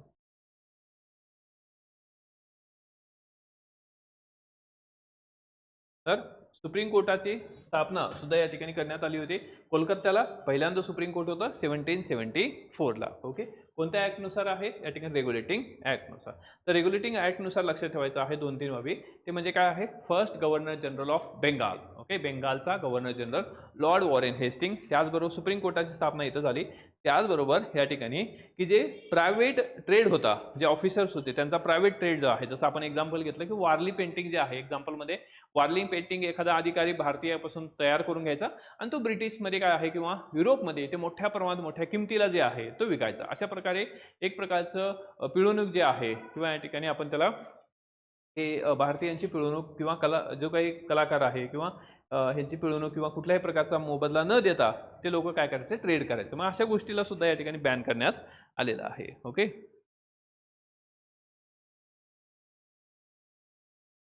तर 4 सदस्य, ओके. स्वप्नील, एवढं काही डिटेलची गरज नाही आपल्याला, 4 सदस्य सांगायची गरज नाही. ओके. हे मेंबर हे असं काही विचारत नाहीत आपल्याला. ओके. 4 एवढं डिटेलची गरज नाही. ओके. तर या ठिकाणी 4 मेंबर आपल्याला तसलं काही विचारत नाहीत. ओके. तर फक्त इथं महत्त्वाचा मुद्दा आहे, प्रश्न विचारला जाईल गव्हर्नर जनरल ऑफ बेंगाल. ठीक आहे. कारण आपण पॉलिटी बघतोय, आपण फक्त पॉलिटीच्या अँगलनं बघू, हिस्ट्रीच्या अँगलनं आपल्याला ते माहीत होऊन जाईल, पण तो पॉलिटीमध्ये काही सांगायची गरज नाही. ठीक आहे. तर हे झालं फर्स्ट ऍक्ट. ओके. फर्स्ट ऍक्टमध्ये आपल्याला हा रेग्युलेटिंग ऍक्ट झाला. आता रेग्युलेटिंग ऍक्टच्या नंतर दुसरा जो ऍक्ट आलेला आहे तो होता पिट्स इंडिया ऍक्ट, 1784 चा पिट्स इंडिया ऍक्ट. आता हे पिट्स जे होते ते हे होते त्यावेळेसचे प्राईम मिनिस्टर ऑफ यूके, यूकेचे प्राईम मिनिस्टर होते आणि या यूकेच्या प्राईम मिनिस्टरच्या नावावर होता हा पिट्स इंडिया ऍक्ट. आणि या पिट्स इंडिया ऍक्टच्या माध्यमातून या ठिकाणी डायआरकी जे किंवा ड्युएल या ठिकाणी गव्हर्नमेंट ज्याला आपण म्हणू, ही इंट्रोड्यूस करण्यात आली किंवा दुहेरी व्यवस्था जी आहे ती इथं इंट्रोड्यूस करण्यात आली. दुहेरी व्यवस्थेमध्ये काय होतं? ते या ठिकाणी एक होतं कोर्ट ऑफ डायरेक्टर आणि दुसरं होतं बोर्ड ऑफ कंट्रोल. आता कोर्ट ऑफ डायरेक्टर म्हणजे काय आहे? तर यामध्ये ह्याचं कोणाचं कंट्रोल असणार आहे? ईस्ट इंडिया कंपनीचं कंट्रोल असणार आहे. म्हणजे व्यापार विषयी किंवा ट्रेडिंग विषयी जे कामं आहेत हे कोण बघायचं? Court of director. आणि ते कोणाच्या कंट्रोलमध्ये असायचं? ईस्ट इंडिया कंपनीच्या. आणि दुसरं या ठिकाणी बोर्ड ऑफ कंट्रोल, जे महत्त्वाचे विषय आहे, समजा हेल्थ असेल किंवा रेव्हेन्यू असेल, मिलिटरी असेल, हे जे विषय असतील हे होते, हे कोणाच्या कंट्रोलमध्ये होते? हे या ठिकाणी ब्रिटिश पार्लमेंटच्या कंट्रोलमध्ये, म्हणजे या ठिकाणी की गव्हर्नर जनरल ऑफ बेंगाल किंवा ब्रिटिश पार्लमेंटच्या कंट्रोलमध्ये होतं. म्हणजे याचा अर्थ काय आहे? एका बाजूला ब्रिटिश गव्हर्नमेंट आपल्यावर कंट्रोल करत होतं, दुसऱ्या बाजूला या ठिकाणी ईस्ट इंडिया कंपनी कंट्रोल करतोय. अशा प्रकारची जी दुहेरी व्यवस्था आहे ती आपल्या देशामध्ये सुरू होती. आणि इथं प्रश्न विचारला जातो की ही जी दुहेरी व्यवस्था आहे ही 1784 ला सुरू झाली होती अप टू दी 1858 पर्यंत. ओके. 1858 पर्यंत. कारण जोपर्यंत ईस्ट इंडिया कंपनी ॲबॉलिश झाली नाही तोपर्यंत या ठिकाणी ही जी व्यवस्था आहे ही काय होत होती? की सुरू होती. तर अशा पद्धतीनं लक्षात ठेवा हा दुहेरी प्रशासनाचा कायदा. आपल्याला प्रश्न विचारला होतो की दुहेरी शासन व्यवस्था जी आहे खालीपैकी कोणत्या कायद्यामध्ये सांगण्यात आली? तर कधीचा कायदा आहे? Pitt's India act 1784. आता या 1784 मध्ये हे सांगितलेलं आहे. ठीक आहे. त्यानंतर यामध्ये 1784 चा हा कायदा आहे ईस्ट इंडिया कंपनी, ज्यामध्ये कंपनीचं संचालक मंडळ ज्याला court of director and board of control आहे. ठीक आहे. अशा पद्धतीनं हा पिट्स इंडिया ऍक्ट 1784 चा. ठीक आहे. आता त्यानंतर काय आहे की त्यानंतरचा जो महत्त्वाचा चार्टर आहे तो म्हणजे 1833चा चार्टर. आता हा जो आहे चार्टर ऍक्ट, ओके, चार्टर म्हणजे काय आहे तर अर्ज करणे. आता ईस्ट इंडिया कंपनी भारतावर रूल करत होती आणि ईस्ट इंडिया कंपनीला रूल करत असताना काय होतं की राणी जी आहे त्या राणीकडून काय करावं लागतं, परमिशन घ्यावं लागते. त्याला चार्टर असं म्हणतात. म्हणजे राणीला अर्ज करायचा आणि राणी जी आहे ती परमिशन द्यायची. तर परमिशन किती वर्षाची असायची, 20 इयर्स. ओके, 20 इयर्सचं हे चार्टर असायचं आणि हे चार्टर काय करावं लागत होतं, रिन्यू करावं लागत होतं. ठीक आहे, तर यामध्ये फर्स्ट चार्टर म्हणजे आपल्याला इतिहासामध्ये प्रश्न विचारतात की द फर्स्ट चार्टर 1793चा फर्स्ट चार्टर होता आणि द लास्ट चार्टर होता 1853चा. ओके, दोन गोष्टी लक्षात ठेवा. फर्स्ट चार्टर होता 1793 आणि लास्ट चार्टर 1853. ह्या दोन चार्टर महत्त्वाचे आहेत. बाकी इतिहासामध्ये सगळे चार्टर पाहणं गरजेचं आहे, परंतु आपण पॉलिटीमध्ये ओके हे चार्टर पाहतो. त्यामध्ये महत्त्वाचा आहे आपल्याला 1853चा अँड या ठिकाणी 1833चा. आता 1833ला काय झालेलं आहे तर यामध्ये एक महत्त्वाचा चेंज करण्यात आला, ते म्हणजे ॲडमिनिस्ट्रेटिव्ह चेंज करण्यात आला. ॲडमिनिस्ट्रेटिव्ह चेंज काय आहे की यामध्ये आतापर्यंत काय होतं की या ठिकाणी आपण पाहिलं गव्हर्नर, ओके, प्रांतामध्ये कोण असणार आहे, गव्हर्नर. त्यानंतर ह्या गव्हर्नरचं पद जे आहे ते चेंज केलं, गव्हर्नर जनरल ऑफ बेंगाल करण्यात आलं, गव्हर्नर जनरल ऑफ बेंगाल. आणि हा गव्हर्नर जनरल ऑफ बेंगाल हा कोण झाला तर या ठिकाणी बेंगालचा governor general, first Bengal governor general आपण बघितलं लॉर्ड वॉरेन हेस्टिंग्स होता. ओके, तर 1773चा जो रेग्युलेटिंग ऍक्ट आहे त्यानुसार या ठिकाणी हा गव्हर्नर जनरल हे जे पद आहे हे तयार करण्यात आलं. आता या गव्हर्नर जनरलचं जे पद आहे त्याला इथं चेंज करण्यात आलं, ॲडमिनिस्ट्रेटिव्ह चेंज करण्यात आला. या ठिकाणी गव्हर्नर जनरल ऑफ इंडिया असं करण्यात आलं, गव्हर्नर जनरल ऑफ इंडिया. म्हणजे भारताचा आता संपूर्ण भारतामध्ये जी सत्ता आहे ती या ठिकाणी ह्या ब्रिटिशांची सत्ता झाली होती. त्यामुळं संपूर्ण भारताला कंट्रोल करण्यासाठी काय करण्यात आलं, governor general of India okay हे पद तयार करण्यात आलं. आणि governor general of India, first governor general of India तो होता Lord William Bentinck. Okay, Lord William Bentinck जो होता तो हा first governor general of India होता. ठीक आहे, अशा पद्धतीनं महत्त्वाचा जो भाग आहे 1833च्या चार्टर मधला तो म्हणजे या ठिकाणी लॉर्ड विलियम बेंटिंग जो गव्हर्नर जनरल ऑफ इंडिया मधला. त्यानंतर याच कायद्याच्या नंतर शेवटचा जो रेग्युलेटिंग चार्टर ऍक्ट आहे, आपण चार्टर सिरीज मधला पहिला 1793 माहित आहे आणि आपल्यासाठी महत्त्वाचा 1833चा आणि देन या ठिकाणी चार्टर सिरीज मधला लास्ट चार्टर जो आहे तो 1853चा आहे.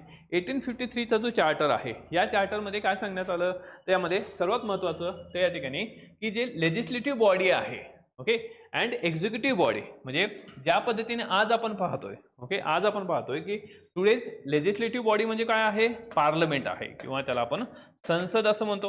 ओके, टुडेज एक्झिक्युटिव्ह बॉडी काय आहे या ठिकाणी लेजिस्लेटिव्ह बॉडी संसद किंवा पार्लमेंट आपण म्हणतो. ठीक आहे, आणि या ठिकाणी एक्झिक्युटिव्ह बॉडी जे आहे central executive and state executive आहे. सेंट्रल एक्झिक्युटिव्ह मध्ये काय आहे, प्रेसिडेंट आहे, व्हाईस प्रेसिडेंट आहे, प्राईम मिनिस्टर आहे, द काउन्सिल ऑफ मिनिस्टर आहे अँड अटॉर्नी जनरल आहे. स्टेटमध्ये गव्हर्नर सीएम आहे, त्यानंतर काउन्सिल ऑफ मिनिस्टर आहे, त्यानंतर काय आहे ॲडव्होकेट जनरल आहे. तर हे या ठिकाणी सध्याचं एक्झिक्युटिव्ह काउन्सिल. सध्या काय आहे द सेपरेशन करण्यात आलेलं आहे. बरोबर, आज आपल्याला सेपरेट दिसतं की एक्झिक्युटिव्ह बॉडी अलग आहे, त्यानंतर लेजिस्लेटिव्ह बॉडी अलग आहे. तर अशाच प्रकारे या ठिकाणी 1853चा जो ऍक्ट आहे चार्टर ऍक्ट आहे यामध्ये काय करण्यात आलं या ठिकाणी the distribution of authority okay किंवा डिव्हिजन ऑफ पॉवर जे आहे ते इथं करण्यात आलं की दोघांचंही डिव्हिजन ऑफ पॉवर असणार आहे. तेव्हा हे जे डिव्हिजन ऑफ पॉवर जे आज आपल्याला दिसतं त्याच पद्धतीने या ठिकाणी डिव्हिजन ऑफ पॉवर पहिल्यांदा करण्यात आलं 1853च्या ऍक्टमध्ये. ठीक आहे, त्याचबरोबर या ठिकाणी या कायद्याचं अजून एक महत्त्वाचं इम्पॉर्टन्स होतं की या कायद्यानुसार पहिल्यांदा भारतीय कायदे परिषद म्हणजे इंडियन काउन्सिल लेजिस्लेटिव्ह काउन्सिल जे होतं त्यामध्ये या ठिकाणी की जे काही लोकल प्रतिनिधी होते त्यांना सुद्धा इथं प्रतिनिधी देण्यात आलं. जसं मद्रास असेल, बॉम्बे असेल, बेंगाल असेल, आग्रा या प्रांतामधून जे 4 प्रतिनिधी इथं निवडले गेले. ठीक आहे, आणि या ह्याच्यामध्ये याच कायद्यामधला अजून एक महत्त्वाची बाब जी म्हणजे काय आहे ते म्हणजे या कायद्यामध्ये 1853चा जो आपण ऍक्ट बघतोय या 1853च्याच याच्यामध्ये सांगण्यात आलं की ओपन कॉम्पिटिशन असणार आहे. बरोबर, आता ह्याच्यावर आपल्याला प्रश्न विचारला जातो की भारतामध्ये की ज्या नागरी सेवा आहे किंवा त्याला आपण या ठिकाणी सध्या ऑल इंडिया सेवा आपल्याला प्रश्न असतो बघा. ओके, सिंपल प्रश्न असतो. तर या ठिकाणी अखिल भारतीय सेवा किंवा all India services okay all India services किंवा अखिल भारतीय सेवा असा जर प्रश्न आला की या ठिकाणी ऑल इंडिया सर्व्हिसेस मध्ये कोणकोणत्या सर्व्हिसेस आहेत तर ऑल इंडिया सर्व्हिसेस मध्ये लक्षात ठेवा IAS आहे, IPS आहे अँड IFS आहे. ओके, इंडियन ॲडमिनिस्ट्रेटिव्ह सर्व्हिस आहे. ओके, ट्रेनिंग मसुरीला आहे. त्यानंतर इंडियन पोलीस सर्व्हिस आहे Hyderabad Sardar Vallabhbhai Patel and Indian forest service, not a foreign service. Foreign service is a one of the एक group A service. Okay, civil service मधले group A service आहे.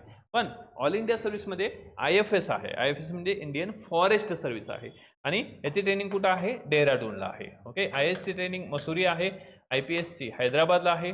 ठीक आहे, तर हे ऑल इंडिया सर्व्हिसेस आहे.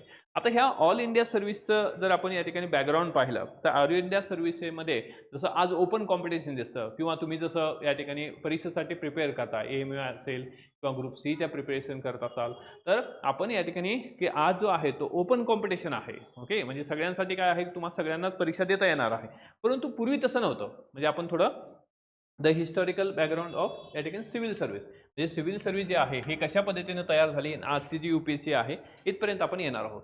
तर पूर्वी काय असायचं बघा या ठिकाणी की भारतासाठी जे कलेक्टर्स असायचे, ओके, किंवा त्याला ICS म्हणायचे, इंडियन सिव्हिल सर्व्हिस. ओके, हे जे ICS असायचे, तर हे ICS ब्रिटिश कंपनी जी आहे किंवा ब्रिटिश पार्लमेंट त्या व्यक्तीने काय आहे किंवा एक प्रकार नॉमिनेट करायचं आणि भारतामध्ये पाठवून द्यायचं. भारतीयांना ती परीक्षा देता येत नव्हती.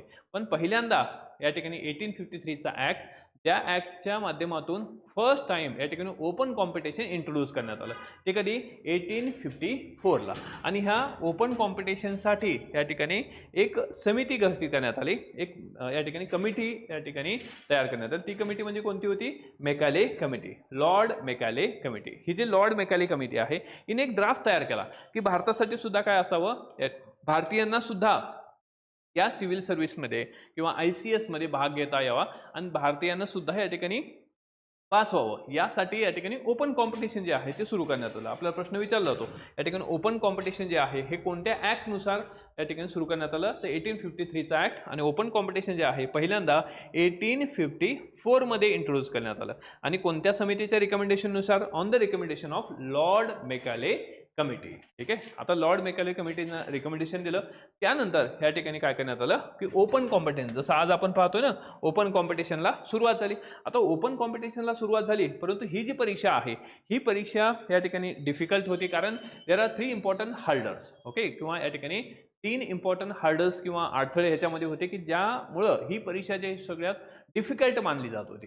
ओके, तर त्यावेळेसची जी ICS होते, इंडियन सिव्हिल सर्व्हिस ज्याला आपण म्हणू, ओके, ICS अधिकारी, समजा एखाद्याला कलेक्टर व्हायचं आहे, तर 1854 पासून काय झालेलं आहे की आता सगळ्यांनाच एक्झाम देता येणार आहे, भारतीयांना पण आणि युरोपियन देताच येत होते, परंतु भारतीयांना आता परीक्षा देता येणार आहे. ठीक आहे, तर मग ही जी परीक्षा आहे ही डिफिकल्ट का होती?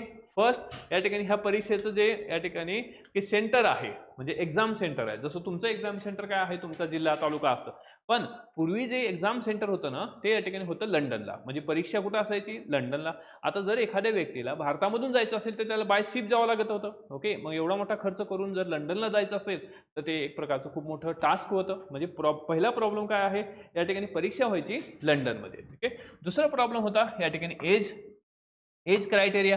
आता एज क्रायटेरियामध्ये काय होतं की या ठिकाणी मॅक्सिमम एज लिमिट होती या ठिकाणी 23 फक्त मॅक्सिमम एज होती. म्हणजे 23 वर्षापर्यंतच काय आहे तुम्हाला परीक्षा देता येईल. आज आपण पाहतो या ठिकाणी 38 आहे. ओके, तुम्हाला या ठिकाणी RTO इन्स्पेक्टर व्हायचं आहे किंवा इतर पद तुम्हाला मिळवायचे असतील तर 38 आहे. ओके, तेव्हा किती होतं? 23 होतं. ओके, म्हणजे 23 हे जे आहे तुम्हाला या ठिकाणी मॅक्सिमम एज लिमिट होते. हा एक प्रॉब्लेम झाला. आणि त्यानंतर की सगळ्यात डिफिकल्ट प्रॉब्लेम म्हणजे काय? The syllabus. ओके, तर सिलेबस काय होता या ठिकाणी? युरोपियन क्लासिक, म्हणजे तुम्हाला UPSCचा किंवा ICSचा, ओके, तेव्हाच्या ICS, त्या ICSचा जो सिलेबस आहे म्हणजे कलेक्टर होण्यासाठी जो सिलेबस होता तो युरोपियन सिलेबस होता. युरोपियनचा हिस्ट्री, युरोपियनचा भूगोल, इतिहास, ओके, जॉग्राफी, सायन्स, सगळं त्या या ठिकाणी युरोपियन क्लासिक होतं. त्यामुळं या ठिकाणी ही जी परीक्षा आहे ही परीक्षा ओपन कॉम्पिटिशन जरी झाली तर या ठिकाणी एक प्रकारचा इम्पॉसिबल टास्क जो आहे तो इंडियन ICSचं प्रिपरेशन करणारे जे विद्यार्थी होते त्यांच्यासाठी होता. आता हे सगळे प्रॉब्लेम किंवा या ठिकाणी सगळे हर्डल्स जे आहे ते या ठिकाणी पूर्ण करून या ठिकाणी एक व्यक्ती भारताची पहिली ICS झाली. ओके, द फर्स्ट पर्सन या ठिकाणी की ज्यांनी ही ICS परीक्षा पास केली ते म्हणजे होते या ठिकाणी सत्येंद्रनाथ टागोर. ओके,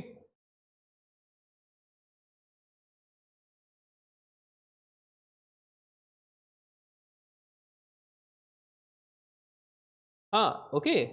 चेतन, ओके, एक लक्षात ठेवा या ठिकाणी की आपण पॉलिटी बघतोय. ओके, चेतन लक्षात ठेवा की आपण पॉलिटी बघतोय. पॉलिटीमध्ये या ठिकाणी जे चार्टर्स आहेत, ओके, तर या ठिकाणी आपल्याला जे महत्त्वाचे चार्टर्स आहेत म्हणजे हिस्टॉरिकल बॅकग्राऊंडमध्ये काय आहे, तर आपल्याला या ठिकाणी पहिला जो चार्ट म्हणजे पहिला जो कायदा आहे तो 1873 चा कायदा पाहिला आपण. त्यानंतर या ठिकाणी 1784 कायदा पाहिला. ओके, त्याने या ठिकाणी आपण पाहिलं 1853 चा ऍक्ट. ओके, 1853. ओके, सॉरी एक इथं राहिला की आपण पाहिला चार्टर. Okay, 1833 and 1853. तर आपल्याला जे महत्त्वाचे जे चार्टर्स आहे, महत्त्वाचे जे कायदे आहेत तेवढेच बघायचे आहेत. आपण इतिहास पाहत नाही. ओके, तर त्यामुळे कन्फ्युजन जाऊ नका. जेवढं आपण देतोय त्या ठिकाणी तेवढंच महत्त्वाचं आहे. आपण पॉलिटी बघतोय, आपण इतिहास बघत नाही. ओके, तर या ठिकाणी हे लक्षात ठेवा. तर आपण 1833 च्या नंतर डायरेक्ट 1853 चा आपण चार्टर बघतो, लास्ट चार्टर. बिकॉज काय आहे, आपल्याला तेवढंच महत्त्वाचं आहे. ठीक आहे, इतिहासामध्ये बाकीची गोष्टी येतील परंतु पॉलिटीमध्ये आपल्याला एवढंच पाहायचं आहे. ठीक आहे, तर कन्फ्युजन होऊ नका. फक्त एकदा ठीक आहे, समजलं. तर यामध्ये हा जो 1853 चा जो चार्टर आहे तो लास्ट चार्टर आहे. आपण लास्ट चार्टर इथं पाहतोय. आपण काहीच कायदे जे महत्त्वाचे आहेत परीक्षेच्या दृष्टिकोनातून किंवा आपल्या परीक्षेचा नाही तर पॉलिटीच्या दृष्टिकोनातून, ठीक आहे, तेवढेच आपल्याला बघायचे आहे. समजलं. चेतन यस नो टाईप करा किंवा थंब द्या म्हणजे मला पुढे जाता येईल. समजतंय ना, इथपर्यंत झालं ते समजलं. ओके, प्रत्येक गोष्ट समजणं गरजेचं आहे. नाही समजले तर विचारत चला, काही प्रॉब्लेम नाही. ओके, पण समजलं का इथपर्यंत झालं, कारण हे थोडं फॅक्च्युअल डेटा आहे. पहिलं चॅप्टर जे आहे हिस्टॉरिकल बॅकग्राऊंड आहे, तसं कोणी हे चॅप्टर घेत नाही. Direct making of the constitution पासून सुरुवात करतात, परंतु आपण तसं न करता हिस्टॉरिकल बॅकग्राऊंड घेतोय. ओके, तर हे महत्त्वाचं आहे कारण एखादा क्वेश्चन इथं येतो तो सुद्धा आपला जाऊ नये. समजलं का. यस नो टाईप करा पटकन, आपल्याला पुढे जायचंय.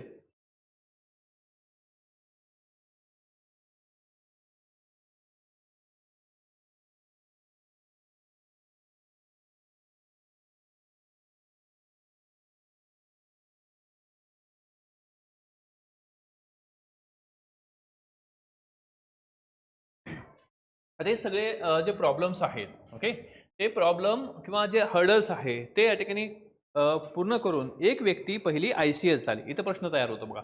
इथं विशेषतः इतिहासामध्ये प्रश्न तयार होतो. ठीक आहे, तर इतिहासामध्ये काय प्रश्न तयार होतो, या ठिकाणी फर्स्ट ICS ही परीक्षा कोण पास झाले, तर कोण झाले या ठिकाणी सत्येंद्रनाथ टागोर. ओके, सत्येंद्रनाथ टागोर जे आहेत, तर फर्स्ट इंडियन सिव्हिल सर्व्हिस जी होती या ठिकाणी पहिले भारतीय, ते फर्स्ट इंडियन ज्यांनी या ठिकाणी ही परीक्षा एवढ्या डिफिकल्टमध्ये काय केलेली आहे, परीक्षा पास केलेली आहे, ते म्हणजे सत्येंद्रनाथ टागोर. हे रवींद्रनाथ टागोर यांचे बंधू होते, सत्येंद्रनाथ टागोर. तर अशा पद्धतीनं या ठिकाणी यांनी ही परीक्षा पास केली.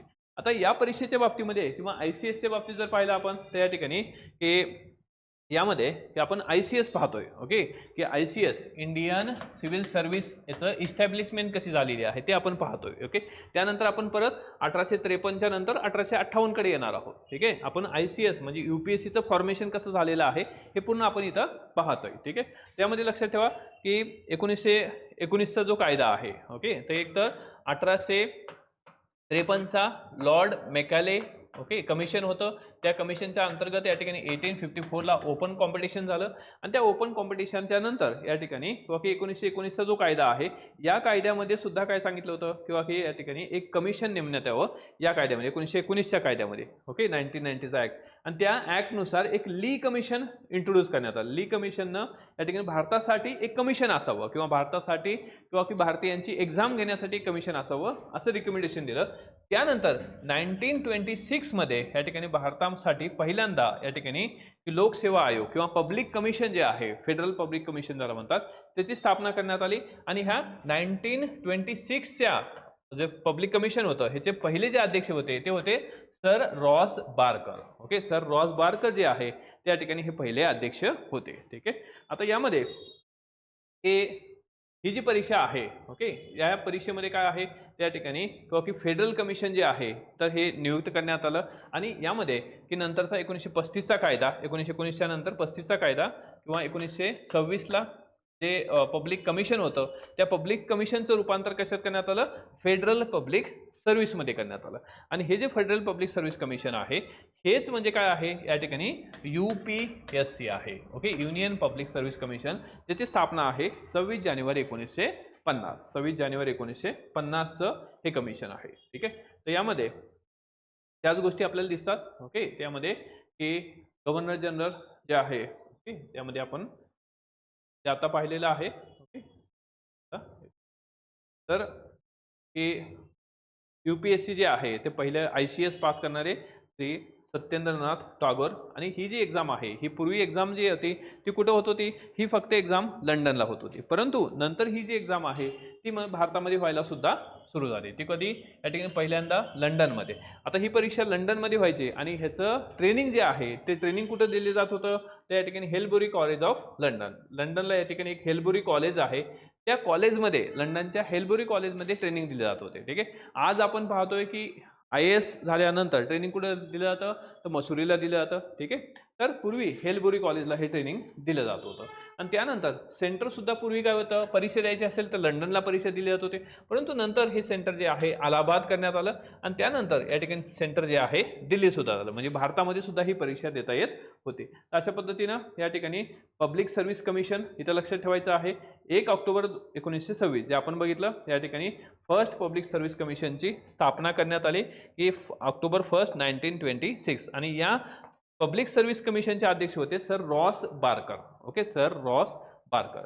ही PPT तुम्हाला दिली जाईल, एकदा PPT व्यवस्थित बघा. इंग्लिश आणि मराठी दोन्हीही PPT आपण देऊ, सेम PPT आहे, सेम कंटेंट आहे. ठीक आहे, तर यामध्ये सर रॉस बार्कर झाले. त्यानंतर फेडरल पब्लिक सर्व्हिस कमिशन, तर या ठिकाणी कधीचं आहे, 1 एप्रिल 1937चं आहे. आणि त्यानंतर हेच पब्लिक सर्व्हिस कमिशन जे आहे ते झालं UPSC. ओके, जानेवारी 26, 1950 आहे. ठीक आहे, अशा पद्धतीनं आपण काय बघितलेलं आहे, तर फॉर्मेशन ऑफ UPSC. UPSC जे आहे हे कशा पद्धतीनं तयार झालं. ठीक आहे, आता UPSCचं फॉर्मेशन जे आहे तर जर पाहिलं तर या ठिकाणी पहिलं हेलबुरी कॉलेज आपण बघितलं. हेलबुरी कॉलेजला काय करायचे, ट्रेनिंग द्यायचे. आणि हेलबुरी कॉलेज कुठं होतं, लंडनमध्ये हेलबुरी कॉलेज होतं. ठीक आहे, त्यानंतर यामध्ये 1853चा कायदा आपण पाहिला. ओके, 1853चा कायदा ओपन कॉम्पिटिशन इंट्रोड्यूस करतो.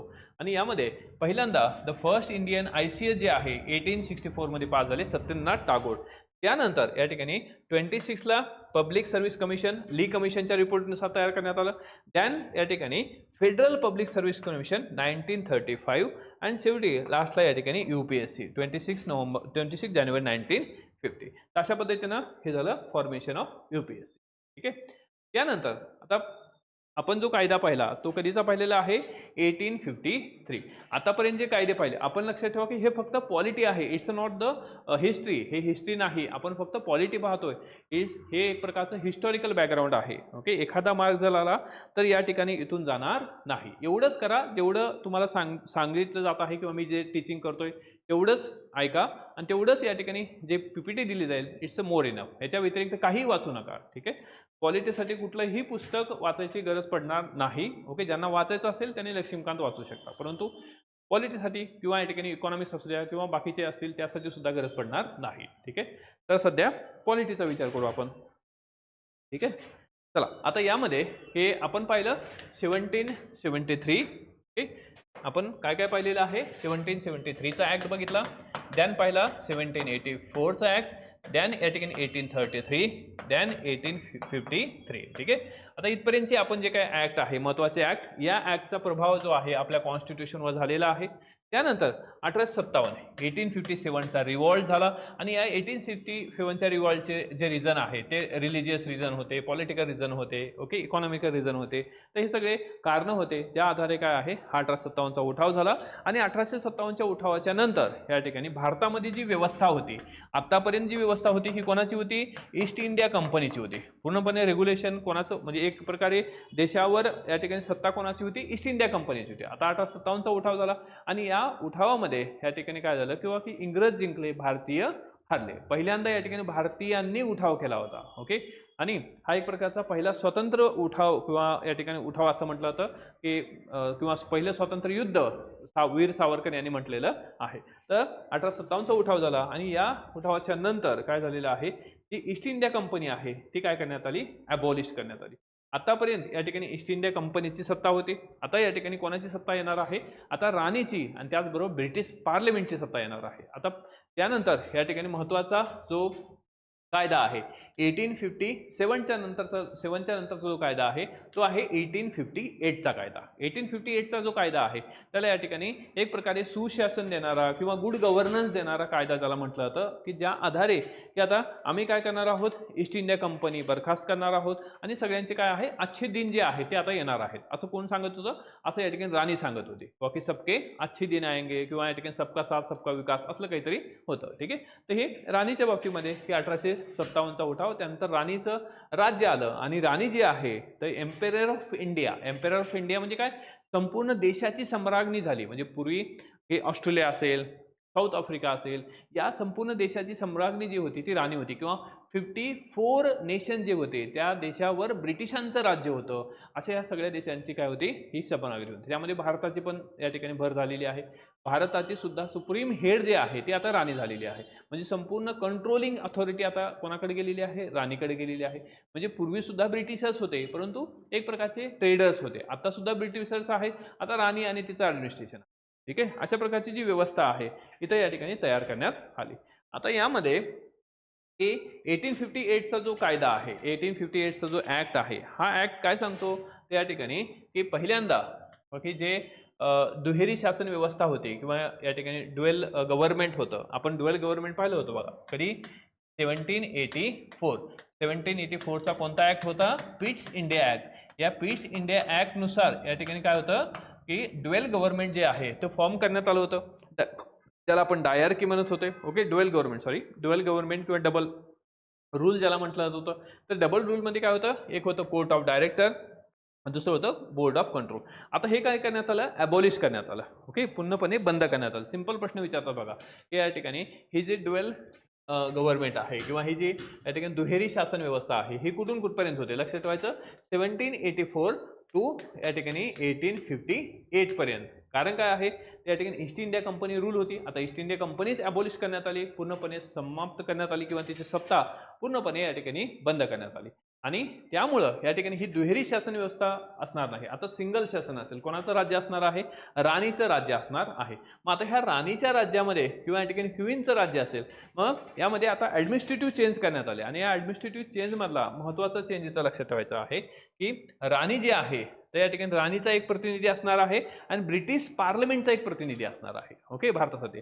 आता 1858चे चेंजेस जे आहे ते महत्त्वाचे होते कारण या चेंजेसमध्ये या ठिकाणी राणी जे आहे, ओके, 1858च्या नंतर संपूर्ण देशाची आपली हेड जे आहे ती कोण असणार आहे? क्वीन किंवा या ठिकाणी राजा किंवा क्वीन किंवा या ठिकाणी किंग असणार आहे. राणी किंवा राजा हा जो आहे ब्रिटिश राजा हा संपूर्ण देशाचा हेड असणार आहे. मग आता त्यांनी काय केलं की दोन ॲडमिनिस्ट्रेशन किंवा ॲडमिनिस्ट्रेटिव्ह हेड जे आहे ते तयार करण्यात आले. ओके, त्याला आपण एक्झिक्युटिव्ह हेड असं म्हणू.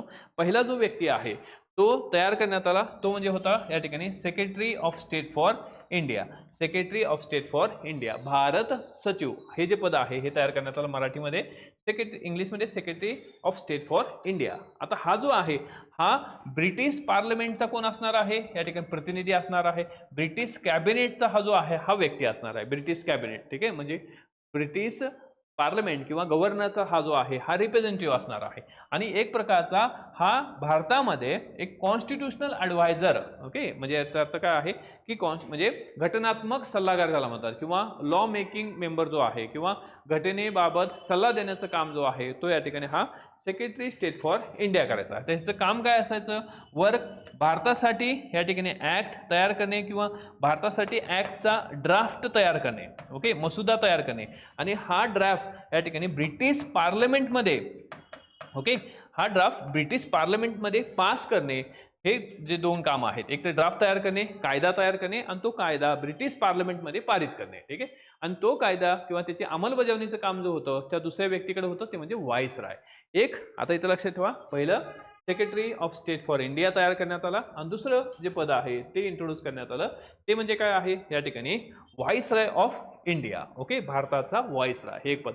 म्हणजे एक पद होतं या ठिकाणी भारत सचिव हे पद होतं. आता हा जो आहे हा कोण असणार आहे? या ठिकाणी हा कॅबिनेटचा एक व्यक्ती असणार आहे, ब्रिटिश कॅबिनेटचा. ओके, आणि हा रिस्पॉन्सिबल कोणाला असणार आहे? सेक्रेटरी ऑफ स्टेट कोणाला रिस्पॉन्सिबल असणार आहे? तर ब्रिटिश गव्हर्नमेंटला.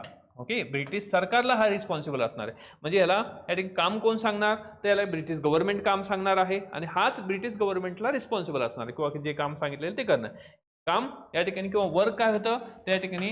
ड्राफ्ट तयार करणे. कशाचा ड्राफ्ट करायचा आहे? ऍक्ट बनवण्याचा ड्राफ्ट तयार करणे आणि ब्रिटिश पार्लमेंटमध्ये तो पारित करणे. ठीक आहे, आता ह्याला मदत करण्यासाठी द ॲडवायझरी बॉडी होती. ओके, 15 मेंबर्सची ॲडवायझरी बॉडी होती. ओके, त्याला या ठिकाणी भारत कौन्सिल किंवा भारत परिषद असं म्हटलं जातं. तर हे झालं एक व्यक्ती. दुसरा जो व्यक्ती आहे, ओके, तो म्हणजे या ठिकाणी संपूर्ण देशाचा हेड असायचा, त्याला एक्झिक्युटिव्ह हेड असं म्हटलं जातं. ओके, एक्झिक्युटिव्ह हेड तो होता व्हॉइसराय. आता हा व्हॉइसराय नावातच आहे, व्हॉइसराय. व्हॉइसराय म्हणजे काय? द व्हॉइस ऑफ क्वीन किंवा किंग, राणीचा आवाज ज्याला म्हटलं जातं, व्हॉइस ऑफ किंग किंवा क्वीन.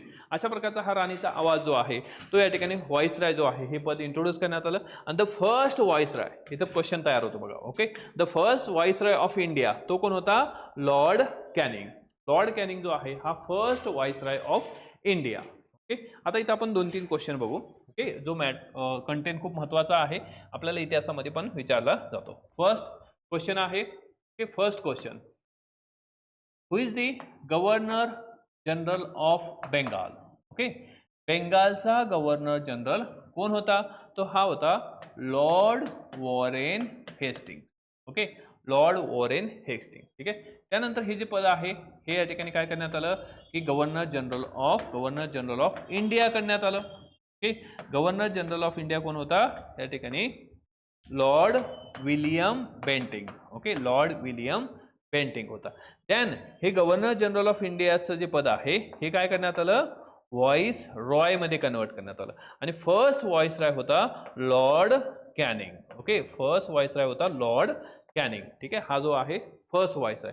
आता इथे प्रश्न असतो first viceroy and the last governor general of India. Okay, की the first viceroy and the last governor general of India हो कोण होता या ठिकाणी? Lord Canning. कारण हा सिरीज मधला, या गव्हर्नर जनरलच्या सिरीज मधला शेवटचा गव्हर्नर जनरल तो म्हणजे या ठिकाणी 1857 मध्ये हा लॉर्ड कॅनिंग होता. या लॉर्ड कॅनिंग मुळेच काय आहे भारतीय हरले. ओके, आणि हे ब्रिटिशर्स जिंकले. त्यामुळे त्यालाच काय करण्यात आलं या ठिकाणी? व्हॉइसराय म्हणून काय करण्यात आलं किंवा की पद देण्यात आलं. तर आता हा पहिला व्हॉइसराय जो आहे तो होता लॉर्ड कॅनिंग. पुढे अजून एक क्वेश्चन आहे, द लास्ट व्हॉइसराय. ओके, जर शेवटचा व्हॉइसराय असं जर म्हटलं तर या ठिकाणी ते येणार आहे लॉर्ड माउंट बॅटन. ओके, ज्यानं भारत आणि पाकिस्तानची फाळणी केली तो होता शेवटचा व्हॉइसराय लॉर्ड माउंट बॅटन. आणि भारत स्वतंत्र झाला 15 ऑगस्ट 1947 ला. देन की या ठिकाणी आता व्हॉइसराय हे जे पद आहे ते राहिलं नाही. त्यानंतर मग कोण असणार? तर मग गव्हर्नर जनरल हे जे पद तयार करणार, कारण एक ऍडमिनिस्ट्रेटिव्ह हेड असणं गरजेचं होतं, त्यामुळे गव्हर्नर जनरल हे पद तयार करण्यात आलं. आणि द फर्स्ट फ्री इंडियाचा, ओके, फर्स्ट फ्री इंडियाचा गव्हर्नर जनरल असा जर प्रश्न आला तो कोण येणार आहे? लॉर्ड माउंट बॅटन येणार आहे. ठीक आहे, Lord Mountbatten. And second question असतो की फ्री इंडियाचा पहिला भारतीय गव्हर्नर जनरल. तर लक्षात ठेवा C Rajagopalachari. Okay, C Rajagopalachari कोण होते? वॉज द फर्स्ट या ठिकाणी फ्री इंडियाचे फर्स्ट इंडियन गव्हर्नर जनरल. ठीक आहे, कंटेंट समजला? हा कंटेंट या ठिकाणी महत्वाचा आहे. ठीक आहे, तर आपण 1858 चा रिफॉर्म पाहतोय आणि या रिफॉर्मच्या माध्यमातून ही जी व्यवस्था आहे ही तयार करण्यात आली. ठीक आहे, त्यानंतर नेक्स्ट जो ऍक्ट आहे तो आहे 1861 चा. आता हा 1861 चा जो ऍक्ट आहे हा ऍक्ट काय सांगतो?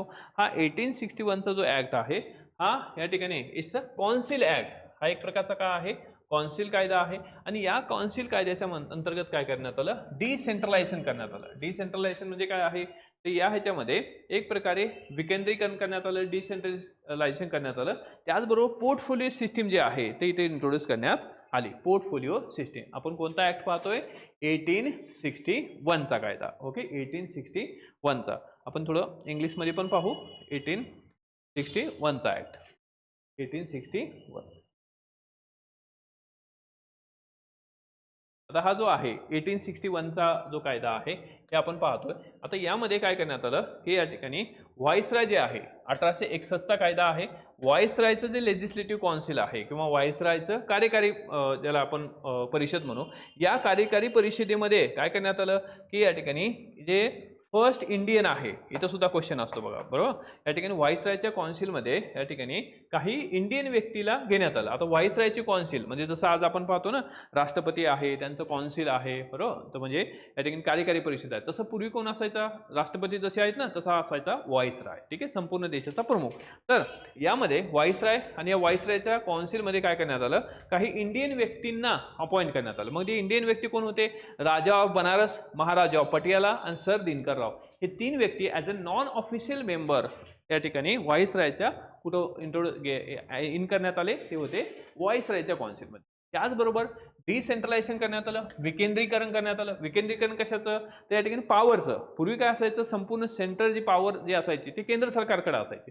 आता यामध्ये आपण कोणता कायदा बघतोय, 1861चा कायदा बघतोय. ओके, या 1861च्या रिफॉर्मच्या अंतर्गत, ओके, या 1861चा जो रिफॉर्म आहे या रिफॉर्मच्या अंतर्गत काय करण्यात आलं, डिसेंट्रलायझेशन करण्यात आलं. डिसेंट्रलायझेशन म्हणजे काय, फक्त सेंट्रलकडे पॉवर असणार नाही, आता राज्यांना, प्रांतांना सुद्धा पॉवर असेल. जसं या ठिकाणी बॉम्बे प्रांत होता, मद्रास होता, बेंगाल होता, नंतर पंजाब आला, नॉर्थ वेस्टर्न प्रोव्हिन्स जे आहे, नॉर्थ वेस्टर्न फ्रंट प्रोव्हिन्स जे आहे, ज्याला आज यूपी जो आहे, उत्तर प्रदेश जो आहे, त्याला पूर्वी म्हणायचे north western front province. Okay, हा जो भाग आहे तो इथं या ठिकाणी इंट्रोड्यूस करण्यात आला किंवा यांना सुद्धा पॉवर देण्यात आले. म्हणजे प्रांतांना पॉवर जे आहे ते ह्या पहिल्या कायद्यानुसार दिले, 1861चा कायदा. ठीक आहे.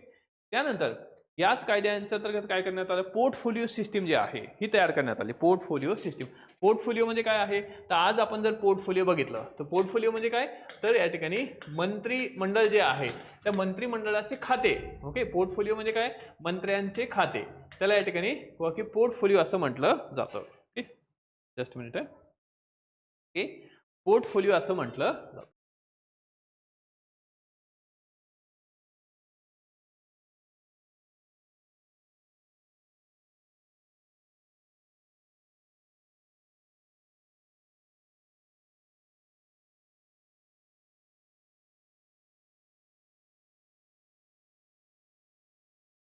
तर पोर्टफोलिओ जे सिस्टीम आहे ते या ठिकाणी इंट्रोड्यूस करण्यात आली, ज्याला आपण खाते आज म्हणतो. जसं खाते वाटप आहे, तर ही खाते वाटप किंवा जे मंत्र्यांचे खाते आहेत, ही सिस्टीम किंवा ही व्यवस्था तयार करणारा जो पहिला व्यक्ती होता तो आता या ठिकाणी लॉर्ड कॅनिंग.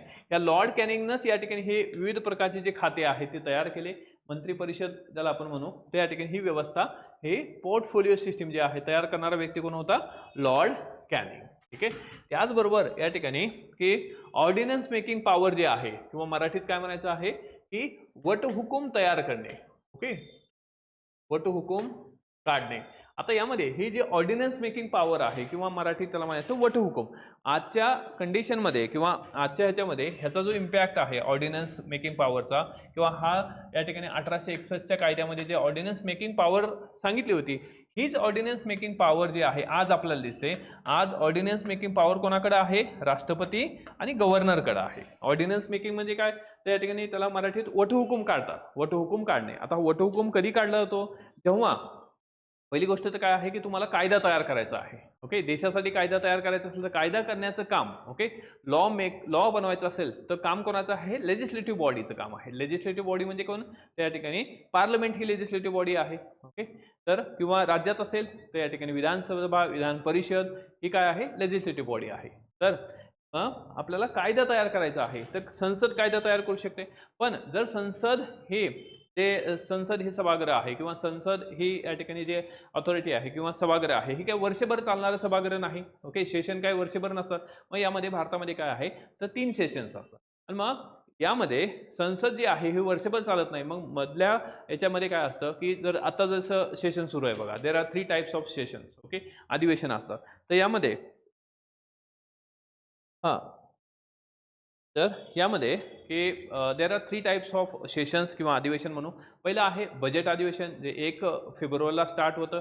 देन या ठिकाणी पावसाळी अधिवेशन जे सध्या सुरू आहे, अँड हिवाळी अधिवेशन किंवा त्याला आपण विंटर सेशन म्हणतो. देर are 3 types of session.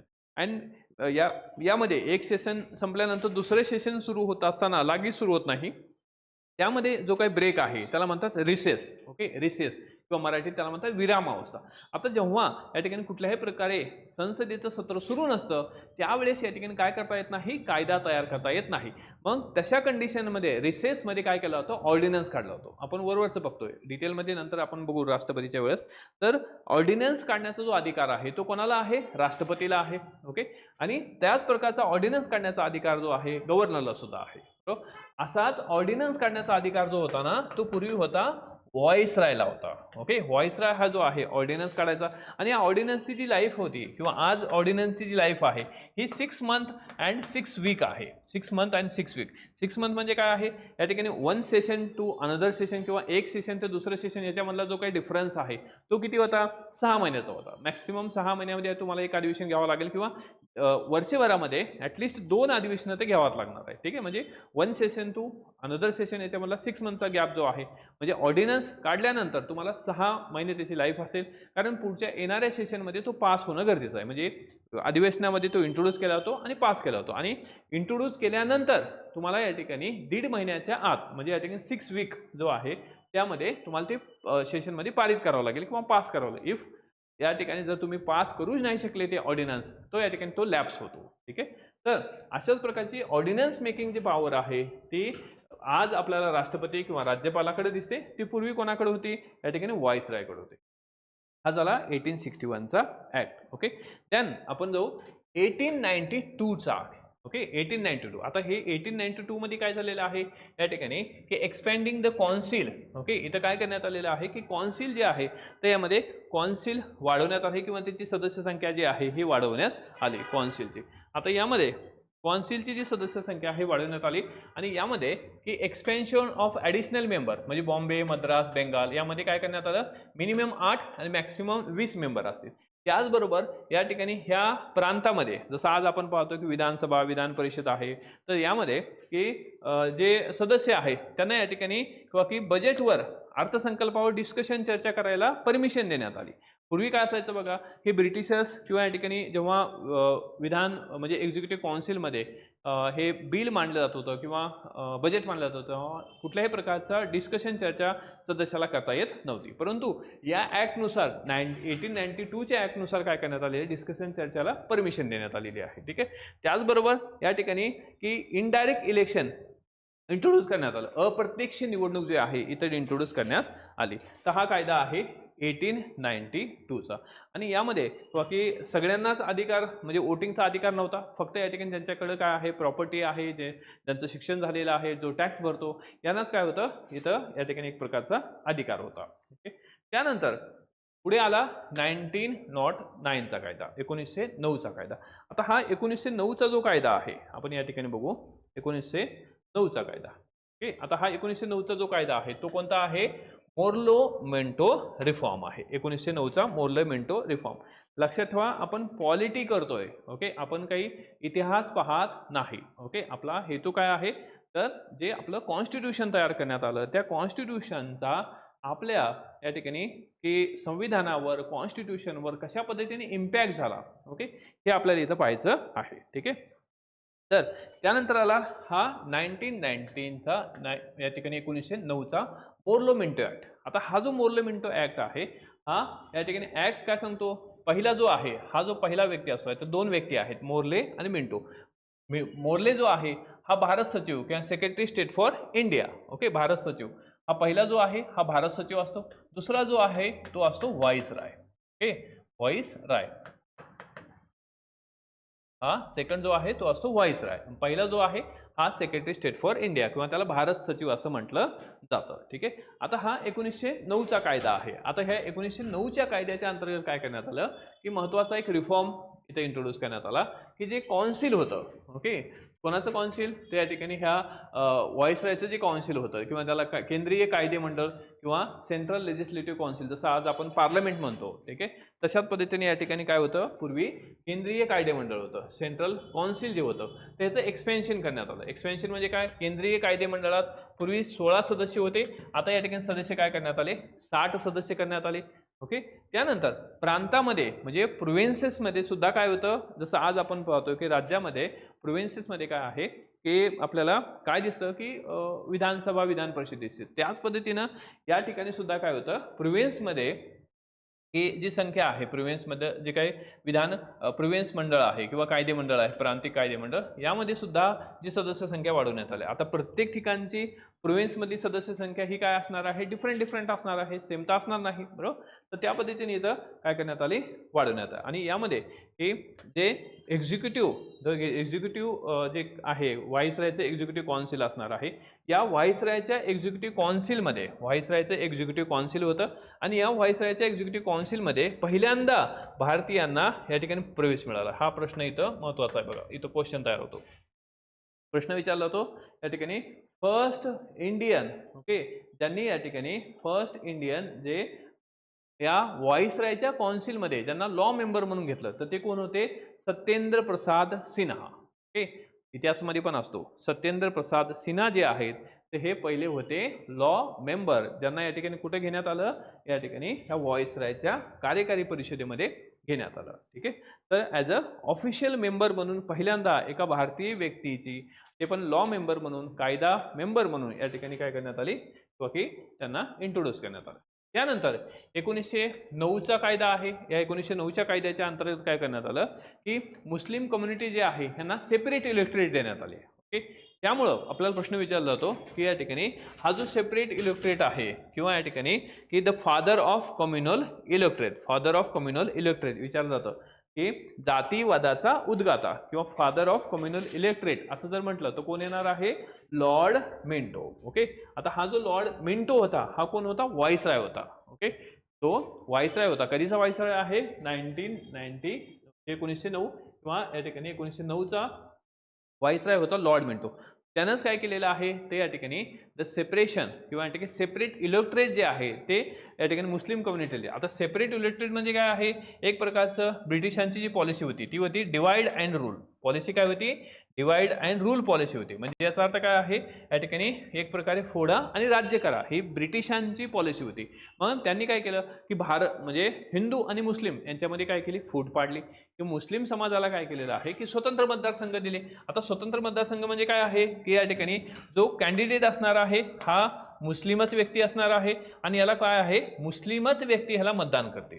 Okay, candidate मुस्लिम असेल आणि मुस्लिमच व्यक्ती काय आहे त्यांना मतदान करतील, त्याला म्हणायचं स्पेशल इलेक्टोरेट किंवा या ठिकाणी स्वतंत्र मतदार संघ. ओके, अशा प्रकारचं स्वतंत्र मतदार संघ जे आहे मुस्लिम समाजासाठी पहिल्यांदा देण्यात आले 1909च्या कायद्याच्या अंतर्गत. त्यामुळं या ठिकाणी लॉर्ड मिंटोला म्हणतात या ठिकाणी father of communal electorate. Okay, जातीवादाचा उद्गाता ज्याला म्हटलं जातं. ओके, त्यान यामध्ये हे झालं 1909चा कायदा. त्यानंतर आपण येऊ 1919चा कायदा. ओके, 1990चा कायदा. 1919चा जर कायदा आपण पाहिला तर 1919च्या कायद्याला म्हणतात मॉन्टेग्यू चेम्सफोर्ड. आता हा जो मॉन्टेग्यू होता हा होता या ठिकाणी किंवा की स्टेट फॉर इंडिया. ओके, किंवा भारत सचिव. Okay, secretary state for India किंवा त्याला भारत सचिव म्हणा. आणि दुसरा चेम्सफोर्ड जो आहे हा कोण असणार आहे, व्हाईसराय. म्हणजे पहिला सेक्रेटरी. याचं काम काय होतं, या ठिकाणी कायदा तयार करणे. म्हणजे हा 1990चा कायदा असेल किंवा 1909चा कायदा असेल, हे सगळे कायदे तयार करण्याचं काम कोणाचं होतं, या ठिकाणी पहिल्या व्यक्तीचं म्हणजे सेक्रेटरी स्टेट फॉर इंडिया किंवा भारत सचिव. आणि त्या कायद्याचं इम्प्लिमेंटेशन एक्झिक्युशन करणं हे व्हाईसरायचं काम होतं. मग हा सेकंड होता तो व्हाईसराय. म्हणजे त्यावेळेसचा 1919चा व्हाईसराय कोण होता, या ठिकाणी चेम्सफोर्ड होता. मग कायदा या ठिकाणी कोणता आहे, मॉन्टेग्यू चेम्सफोर्ड कायदा याला म्हटलं जातं. आता ह्या मॉन्टेग्यू चेम्सफोर्ड जो कायदा आहे या कायद्यामधलं जे रिफॉर्म आहेत ते रिफॉर्म आपल्याला महत्त्वाचे आहेत. तर या रिफॉर्म मधील पहिला जो भाग आहे ते म्हणजे काय करण्यात आलं, the division of power. Okay, पॉवरचं डिव्हिजन करण्यात आलं. त्या ठिकाणी की 2 लिस्ट जे आहेत ते इंट्रोड्यूस करण्यात आले. 1919चा जो कायदा आहे या कायद्याच्या अंतर्गत 2 लिस्ट इंट्रोड्यूस करण्यात आल्या. First the central list and second काय आहे, प्रोव्हिन्स लिस्ट. फर्स्ट जे आहे या ठिकाणी त्याला सेंट्रल लिस्ट म्हणतात आणि सेकंड जे आहे प्रोव्हिन्स लिस्ट. जसं आज आपण पाहतोय की या ठिकाणी जी 7वं परिशिष्ट आहे किंवा 7th शेड्यूल आहे, या 7th शेड्यूलमध्ये there are 3 types of list, centre, state and concurrent list आहे. तेव्हा सुद्धा काय होत्या, दोन लिस्ट जे आहे ते इंट्रोड्यूस करण्यात आलं, एक तर सेंटर आणि दुसरं काय होतं, प्रोव्हिन्स होते. तर या ठिकाणी हे 1919च्या ऍक्टमध्ये ओके सेंट्रल लिस्ट असेल आणि प्रांत. सेंट्रल लिस्टमध्ये काय, जसं एक्झाम्पलमध्ये किंवा की फॉरेन अफेअर्स असेल, डिफेन्स असेल, राजकीय संबंध असतील, तर हे सगळं या ठिकाणी सेंटरमध्ये. आणि प्रांतात काय, स्थानिक स्वराज्य संस्था, आरोग्य, शिक्षण ओके हे असणार आहे कशाच्या याच्यामध्ये, या ठिकाणी प्रांत सूचीमध्ये. तर एक लक्षात ठेवा की या ठिकाणी they introduce the two list okay, म्हणजे central list and provincial list okay. त्याचबरोबर या ठिकाणी जे इंडियन लेजिस्लेटिव्ह काउन्सिल होतं, म्हणजे आजचं या ठिकाणी काय आहे, संसद किंवा आजचं पार्लमेंट ओके, पूर्वीचं इंडियन लेजिस्लेटिव्ह काउन्सिल ओके. आता हे जे इंडियन लेजिस्लेटिव्ह काउन्सिल होतं, या इंडियन लेजिस्लेटिव्ह काउन्सिलमध्ये काय होतं बघा, या ठिकाणी जसं आज आपण पाहतोय की Rajya Sabha as a upper house, पूर्वी त्याला म्हणायचे राज्य परिषद, तर काउन्सिल ऑफ स्टेट म्हणायचे. आज राज्यसभा आहे, पूर्वी राज्य परिषद काउन्सिल ऑफ स्टेट म्हणायचे. तेव्हा या ठिकाणी सदस्य होते 60 सदस्य होते. And then okay yes Vaibhav notes पण मिळतील, don't worry okay. Chapter wise notes मिळतील. पीपीटी पण देऊ आपण, पीपीटी इटसेल्फ एक प्रकारची नोट्सच आहे ओके, तरी पण सेपरेट नोट पण आपण देऊ, पण पीपीटी इट्स मोर इनफ, ह्याच्यावर सगळ्या गोष्टी असतील ठीक आहे. फक्त फोकस जे आहे ते समजून घेण्यावर ठेवा, की समजून घ्या, त्यानंतर पाठ सगळं काही करता येतं ठीक आहे. 15 पैकी 14 मार्क मिळवून देण्याची जी गॅरंटी आहे ती माझ्याकडे राहिली ओके. आपण एका सब्जेक्टचा विचार करतो, असंच सगळ्या बाबतीत असेल. Responsibility, accountability okay, mind okay, माझ्याकडे अकाउंटेबिलिटी असेल की तुम्हाला 15 पैकी 14 मार्क आलेच पाहिजे, कारण हा सब्जेक्ट सोपा आहे, परंतु कधी सोपा आहे, जर आपल्याला कन्सेप्ट, संकल्पना क्लिअर झाल्या तर ठीक आहे. या ह्याच्यामध्ये लक्षात ठेवा, इंडियन लेजिस्लेटिव्ह काउन्सिल आपण बघतोय, जसं आज आपण पार्लमेंट बघतोय, पूर्वी त्याला म्हणायचं इंडियन लेजिस्लेटिव्ह काउन्सिल. त्या इंडियन लेजिस्लेटिव्ह काउन्सिलमध्ये होतं राज्य परिषद, म्हणजे आजची राज्यसभा, अँड या ठिकाणी केंद्रीय विधानसभा, म्हणजे त्या ठिकाणी आजची लोकसभा किंवा सेंट्रल लेजिस्लेटिव्ह असेंब्ली ज्याला म्हणतात, तर ती होती. त्यामध्ये 145 मेंबर्स होते, जो त्याला लोअर हाऊस म्हणतात, लोकसभा असं म्हटलं जातं ठीक आहे, लोकसभा. तर आता यामध्ये ही या कायद्याच्या अंतर्गत जो 1990चा जो कायदा आहे, इथं काय आहे, या ठिकाणी एक तर 2 टाईप ऑफ लिस्ट इंट्रोड्यूस करण्यात आली. देन या ठिकाणी किंवा इंडियन लेजिस्लेटिव्ह काउन्सिल जे आहे, तर हे 2 भागामध्ये डिस्ट्रीब्यूट करण्यात आलं. एक तर या ठिकाणी राज्यसभा आणि लोकसभा, जसं आत्ताचा आहे. पूर्वी या ठिकाणी काउन्सिल ऑफ स्टेट, राज्य परिषद अँड केंद्रीय विधानसभा, अशा पद्धतीने या ठिकाणी हा 19चा कायदा. याच कायद्याच्या अंतर्गत काय करण्यात आलेलं आहे या ठिकाणी, की इथं प्रश्न असतो okay, dyarchy in province okay. Dyarchy म्हणजे काय, डायआर्की म्हणजे dual government, dyarchy okay, dyarchy म्हणजे ड्युअल गव्हर्नमेंट. आता यामध्ये इथं प्रश्न विचारतात की कोणत्या कायद्यानुसार प्रांतात ओके, प्रांतात किंवा प्रोव्हिन्समध्ये इन कोणत्या म्हणजे कोणत्या कायद्यानुसार प्रोव्हिन्समध्ये, प्रांतामध्ये डायआर्की इंट्रोड्यूस करण्यात आली ओके. तर लक्षात ठेवा, डायआर्की म्हणजे ड्युअल गव्हर्नमेंट. पूर्वी सुद्धा होतं बघा, दुहेरी प्रशासन व्यवस्था होती, जसं आपण बघितलं होतं ना, court of director, court of या ठिकाणी कंट्रोल, बोर्ड ऑफ कंट्रोल, ते 1784चा Pitt's India act up to the 1858 okay. ती वेगळी व्यवस्था होती, कारण त्या ठिकाणी काय होतं, एका बाजूला ईस्ट इंडिया कंपनी होती, दुसऱ्या बाजूला ब्रिटिश गव्हर्नमेंट होतं. पण आता हा जो बदल आहे हा 1858च्या नंतर आहे, जे संपूर्ण देशावर ब्रिटिशांचंच राज्य, म्हणजेच या ठिकाणी राणीचं आणि ब्रिटिश गव्हर्नमेंटचं राज्य आहे. तर यामध्ये ह्या 1990चा जो कायदा आहे, या अंतर्गत काय करण्यात आलं, दुहेरी शासन, डायआर्की इंट्रोड्यूस करणं. आता डायआर्की म्हणजे काय आहे, डायआर्की म्हणजे काय आहे, तर या ठिकाणी जे लिस्ट आहे, जसं प्रोव्हिन्स लिस्ट होती, प्रोव्हिन्शियल लिस्ट म्हणजे सेंट्रल अँड प्रोव्हिन्शियल लिस्ट होती, तर त्या प्रोव्हिन्शियल लिस्टमधील काय आहे की जे महत्त्वाचे जे विषय आहेत, म्हणजे प्रोव्हिन्शियल लिस्ट आहे ओके, प्रांत सूची आहे, आणि या प्रांत सूचीमधील प्रोव्हिन्शियल लिस्टमधील की जे काही विषय आहेत त्या विषयाला या ठिकाणी डिस्ट्रीब्यूट करण्यात आलं, की काही विषय जे आहेत ते रिझर्व्ह सब्जेक्ट म्हणण्यात आलं, काही विषय जे आहेत या ठिकाणी ट्रान्सफर सब्जेक्ट म्हणण्यात आलं, आणि या ह्याच्यामध्ये तर डिव्हिजन ऑफ या ठिकाणी काय आहे, सब्जेक्ट, डिव्हिजन ऑफ सब्जेक्ट यालाच या ठिकाणी काय म्हणायचं आहे, dyarchy okay, division of subject. कारण हे जे आहे एक प्रकारे गव्हर्नर ह्या दोन्ही ठिकाणी काय करता, रूल करत होता ओके. गव्हर्नर जसं आज गव्हर्नर असतो ना, तसं पूर्वी प्रांतात गव्हर्नर असायचा, हा रूल करायचा. आता यामध्ये रिझर्व्ह सब्जेक्ट जे आहेत हे कोणाच्या हातात असायचे, गव्हर्नर अँड याच्या ठिकाणी हेच executive council, governor and his executive council जे आहे या कॉन्सिलकडे काय असायचं, या ठिकाणी रिझर्व्ह सब्जेक्ट असायचं.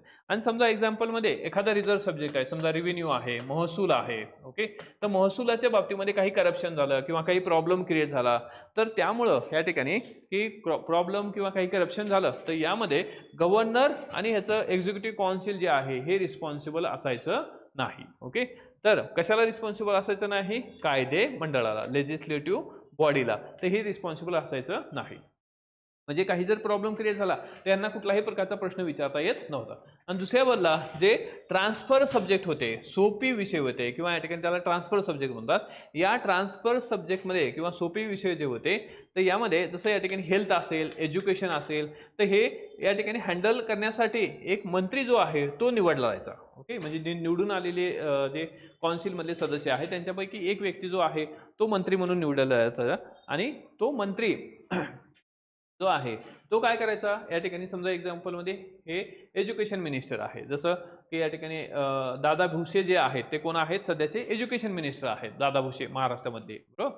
तर त्याच पद्धतीने काय आहे या ठिकाणी किंवा की मंत्री असायचा आणि तो मंत्री जर काही झालं, समजा पेपर फुटला एक्झाम्पलमध्ये, तर पेपर फुटल्यानंतर तो व्यक्ती जो आहे, जसं आताच्या परिस्थितीत तिचा पेपर फुटलेला आहे, तर मग तो व्यक्ती रिस्पॉन्सिबल असणार आहे. इथं गव्हर्नर रिस्पॉन्सिबल असणार नाही, इथं गव्हर्नरला प्रश्न विचारता येणार नाहीत. त्यामुळं कायदेमंडळाला जो जबाबदार, म्हणजे सध्याचं कायदेमंडळ म्हणजे काय, संसद किंवा विधिमंडळ आहे, बरोबर. जर पेपर फुटलेला आहे टीईटीच्या बाबतीमध्ये तर त्यांना प्रश्न विचारण्याचा अधिकार कोणाला आहे, या ठिकाणी आमदार किंवा वरती पार्लमेंटमध्ये खासदारांना आहे. ठीक आहे, तर ह्याला म्हणायचं कायदेमंडळाला जबाबदार किंवा the accountability towards the minister, किंवा या ठिकाणी हे कायदेमंडळ जे आहे, लेजिस्लेटिव्ह बॉडी जे आहे, ह्याला रिस्पॉन्सिबल असणार आहे हा मिनिस्टर, म्हणजे त्याला उत्तर द्यावं लागतं. तर अशा पद्धतीने लक्षात ठेवा की डायरकी जी आहे ही प्रांतात इंट्रोड्यूस करण्यात आली. कोणत्या कायद्याच्या अंतर्गत, 1990चा ऍक्ट. ओके, तर अशा पद्धतीनं ही डायरकी इन प्रांत. देन हे हा 1990चा जो ऍक्ट आहे, या ऍक्टच्या अंतर्गत काय करण्यात आलं, या ठिकाणी मतदान जे आहे, मताधिकार मिळालेला आहे ज्यांना, किंवा की जे टॅक्स भरतात किंवा ज्यांचं शिक्षण झालेलं आहे त्यांना मतदान करण्याचा अधिकार.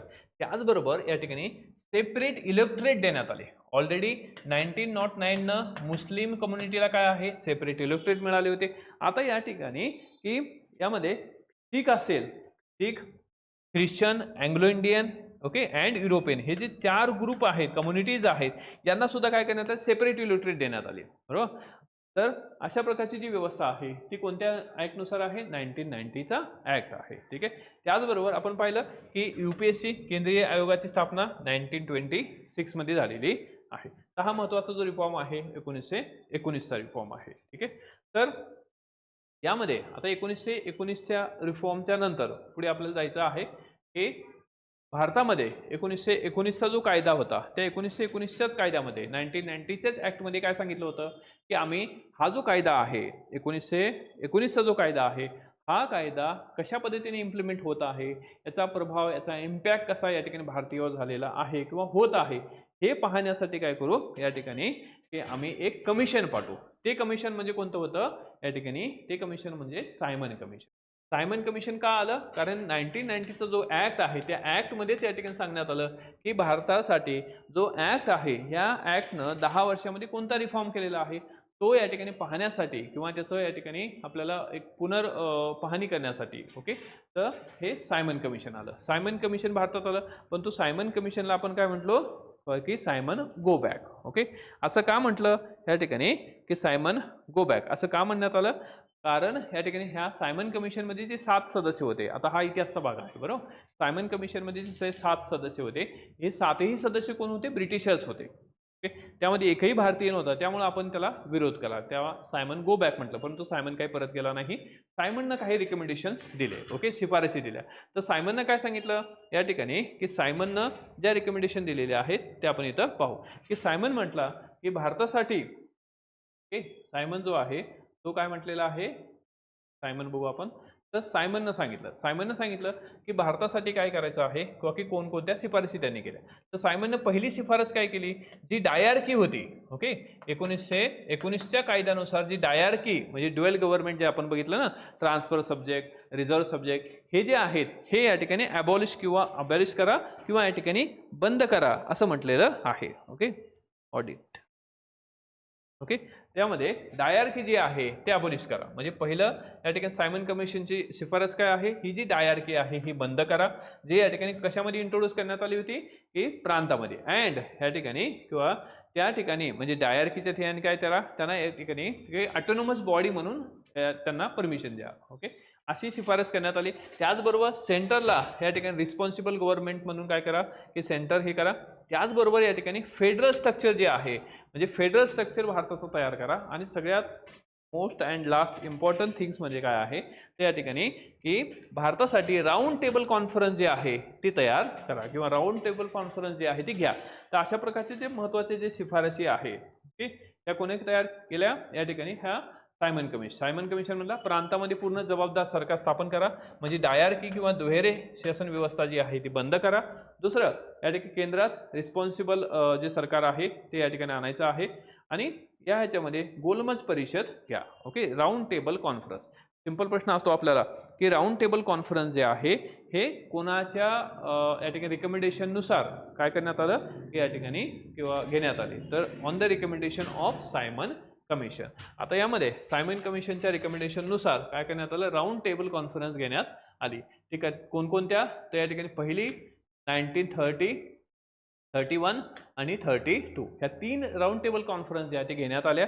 आणि ह्या राऊंड टेबल कॉन्फरन्स कुठे झाल्या, लंडनमध्ये झाल्या. ठीक आहे, तर यामध्ये 31, 32 ओके आणि 30, 31, 32 ह्या 3 राऊंड कॉन्फरन्स, या तिन्ही राऊंड टेबल कॉन्फरन्सला एक व्यक्ती हजर होते, ते म्हणजे डॉक्टर बाबासाहेब आंबेडकर, जे अस्पृश्यांचे किंवा अनटचेबल ज्याला मानलं जात होतं त्यांचे प्रतिनिधी करायचे. ओके, आणि महात्मा गांधी जे होते हे 1931च्या या ठिकाणी की जो राऊंड टेबल कॉन्फरन्स होती त्या राऊंड टेबल कॉन्फरन्सला होते. ओके, महात्मा गांधीजी एकदाच गेले आणि डॉक्टर बाबासाहेब आंबेडकर हे तिन्ही वेळेस काय केलेले आहेत, त्या कॉन्फरन्सला गेलेले आहेत. ठीक आहे, आता बाकीचा जो भाग आहे आपण इथपर्यंत कव्हर केलेला आहे. ठीक आहे, आपण कुठपर्यंत आलेलो आहोत या ठिकाणी सायमन कमिशन 1927चं. ठीक आहे, उद्याच्या भागामध्ये आपण हा जो राहिलेला भाग आहे 1927 म्हणजे सायमन कमिशन आलं, रिकमेंडेशन, मग गोलमेज परिषद झाल्या, नंतर या ठिकाणी जातीय निवाडा झाला. ओके, कम्युनल अवॉर्ड ज्याला म्हणतात, रॅम्से मॅकडोनल्ड यांचा कम्युनल अवॉर्ड आला. त्यानंतर या ठिकाणी शेवटचा जो ऍक्ट आहे 1935 मोस्ट इम्पॉर्टंट ऍक्ट आहे, बिकॉज या ठिकाणी त्या ऍक्टचा 70 to 75% जो काही इम्पॅक्ट आहे, प्रभाव आहे आपल्या कॉन्स्टिट्यूशनवर झालेला आहे. त्यामुळे 1935चा काय ऍक्ट आपल्याला पाहायचा आहे. आणि द लास्ट ऍक्ट 1947. ठीक आहे, एक साधारण अर्ध्या तासामध्ये होऊन जाईल. त्यानंतर आपण सेकंड जो चॅप्टर आहे मेकिंग ऑफ दी कॉन्स्टिट्यूशन, संविधान निर्मितीची प्रक्रिया, हे इथं पाहणार आहोत. ठीक आहे, इथपर्यंत समजलं, काही डाऊट? ओके, आणि याची जी पीपीटी आहे तुम्हाला या ठिकाणी लागलीच पीपीटी जी आहे ते आपण अपलोड करू. इथपर्यंत समजलं, इंग्लिश मराठी दोन्हीही पीपीटी तुम्हाला मिळतील. ठीक आहे, बिलकुल इंग्लिशवाल्यांनी टेन्शन घ्यायची गरज नाही. आणि मित्रांना रेफरन्स द्यायला विसरू नका. लेक्चर समजलं, काही डाऊट आहे का? भाषा समजते किंवा कन्सेप्ट समजते का, त्यात काही डाऊट आहे? Yes yes Swapnil, okay, upload करू लागलीच. आणि उद्याच्या पण अपलोड होतील, म्हणजे लेक्चर घ्यायच्या अगोदरच आपण ह्या ज्या पीपीटी आहेत तो अपलोड करत जाऊ. म्हणजे तुम्ही एकदा काय करायचं, गो थ्रू करा आणि लेक्चर संपलं ओके, त्यानंतर तुम्हाला PYQ पाहिजे आहेत. तसं तुम्हाला आपण काही क्वेश्चन पण देऊ, पण तुम्हाला PYQ जे आहेत ते पाहिजे आहेत, ज्या आधारावर तुम्हाला PYQ म्हणजे लेक्चरच्या आधारावर डेफिनेटली आपल्याला PYQ सोडवता येते. ठीक आहे, तर आपण इथे थांबू. थँक्यू सर्वांना, गुड नाईट. आणि मित्रांना शेअर करायला किंवा या ठिकाणी मित्रांना रेफरन्स द्यायला विसरू नका, कारण खूप कमी प्राईजमध्ये आपण एक चांगला कंटेंट जो आहे, चांगली टीम जी आहे तुम्हाला देणार आहेत. म्हणजे व्हॅल्युएबल कंटेंट असेल आणि टू द पॉईंट कंटेंट असेल. ठीक आहे, फक्त तुमचं एक मॉरल रिस्पॉन्सिबिलिटी आहे की तुम्ही तुमच्या मित्रांना सुद्धा सजेस्ट करा जर तुम्हाला आवडत असेल. ठीक आहे, खूप कमी फी आहे, एवढ्या फीमध्ये या ठिकाणी कोणीही शिकवत नाही, पण या ठिकाणी आपण शिकवत आहोत, त्याचं एक मिशन आहे. ठीक आहे, तर आज इथं आपण थांबू. जर काही डाऊट असेल तर विचारू शकता, अदरवाईज त्या ठिकाणी की आपण इथं थांबू. ठीक आहे, उद्या भेटू 6 वाजता. उद्याचा शेड्यूल आणि पुढच्या 75 दिवसाचा शेड्यूल जो आहे तो उद्याला तुम्हाला मिळणार आहे. ओके, सध्या मी त्याच्यावर काम करतोय. उद्या दुपारपर्यंत तो शेड्यूल मिळून जाईल, PDF मिळून जातील. ठीक आहे, थांबू आपण इथं. Thank you, all the best and Jai Hind. कधीही काही प्रॉब्लेम आला तर मेसेज करा. फोन जर उचलणं शक्य नसेल तर या ठिकाणी मेसेजला आपण रिप्लाय देऊ. ठीक आहे, तर थांबू आपण इथं. Thank you, all the best.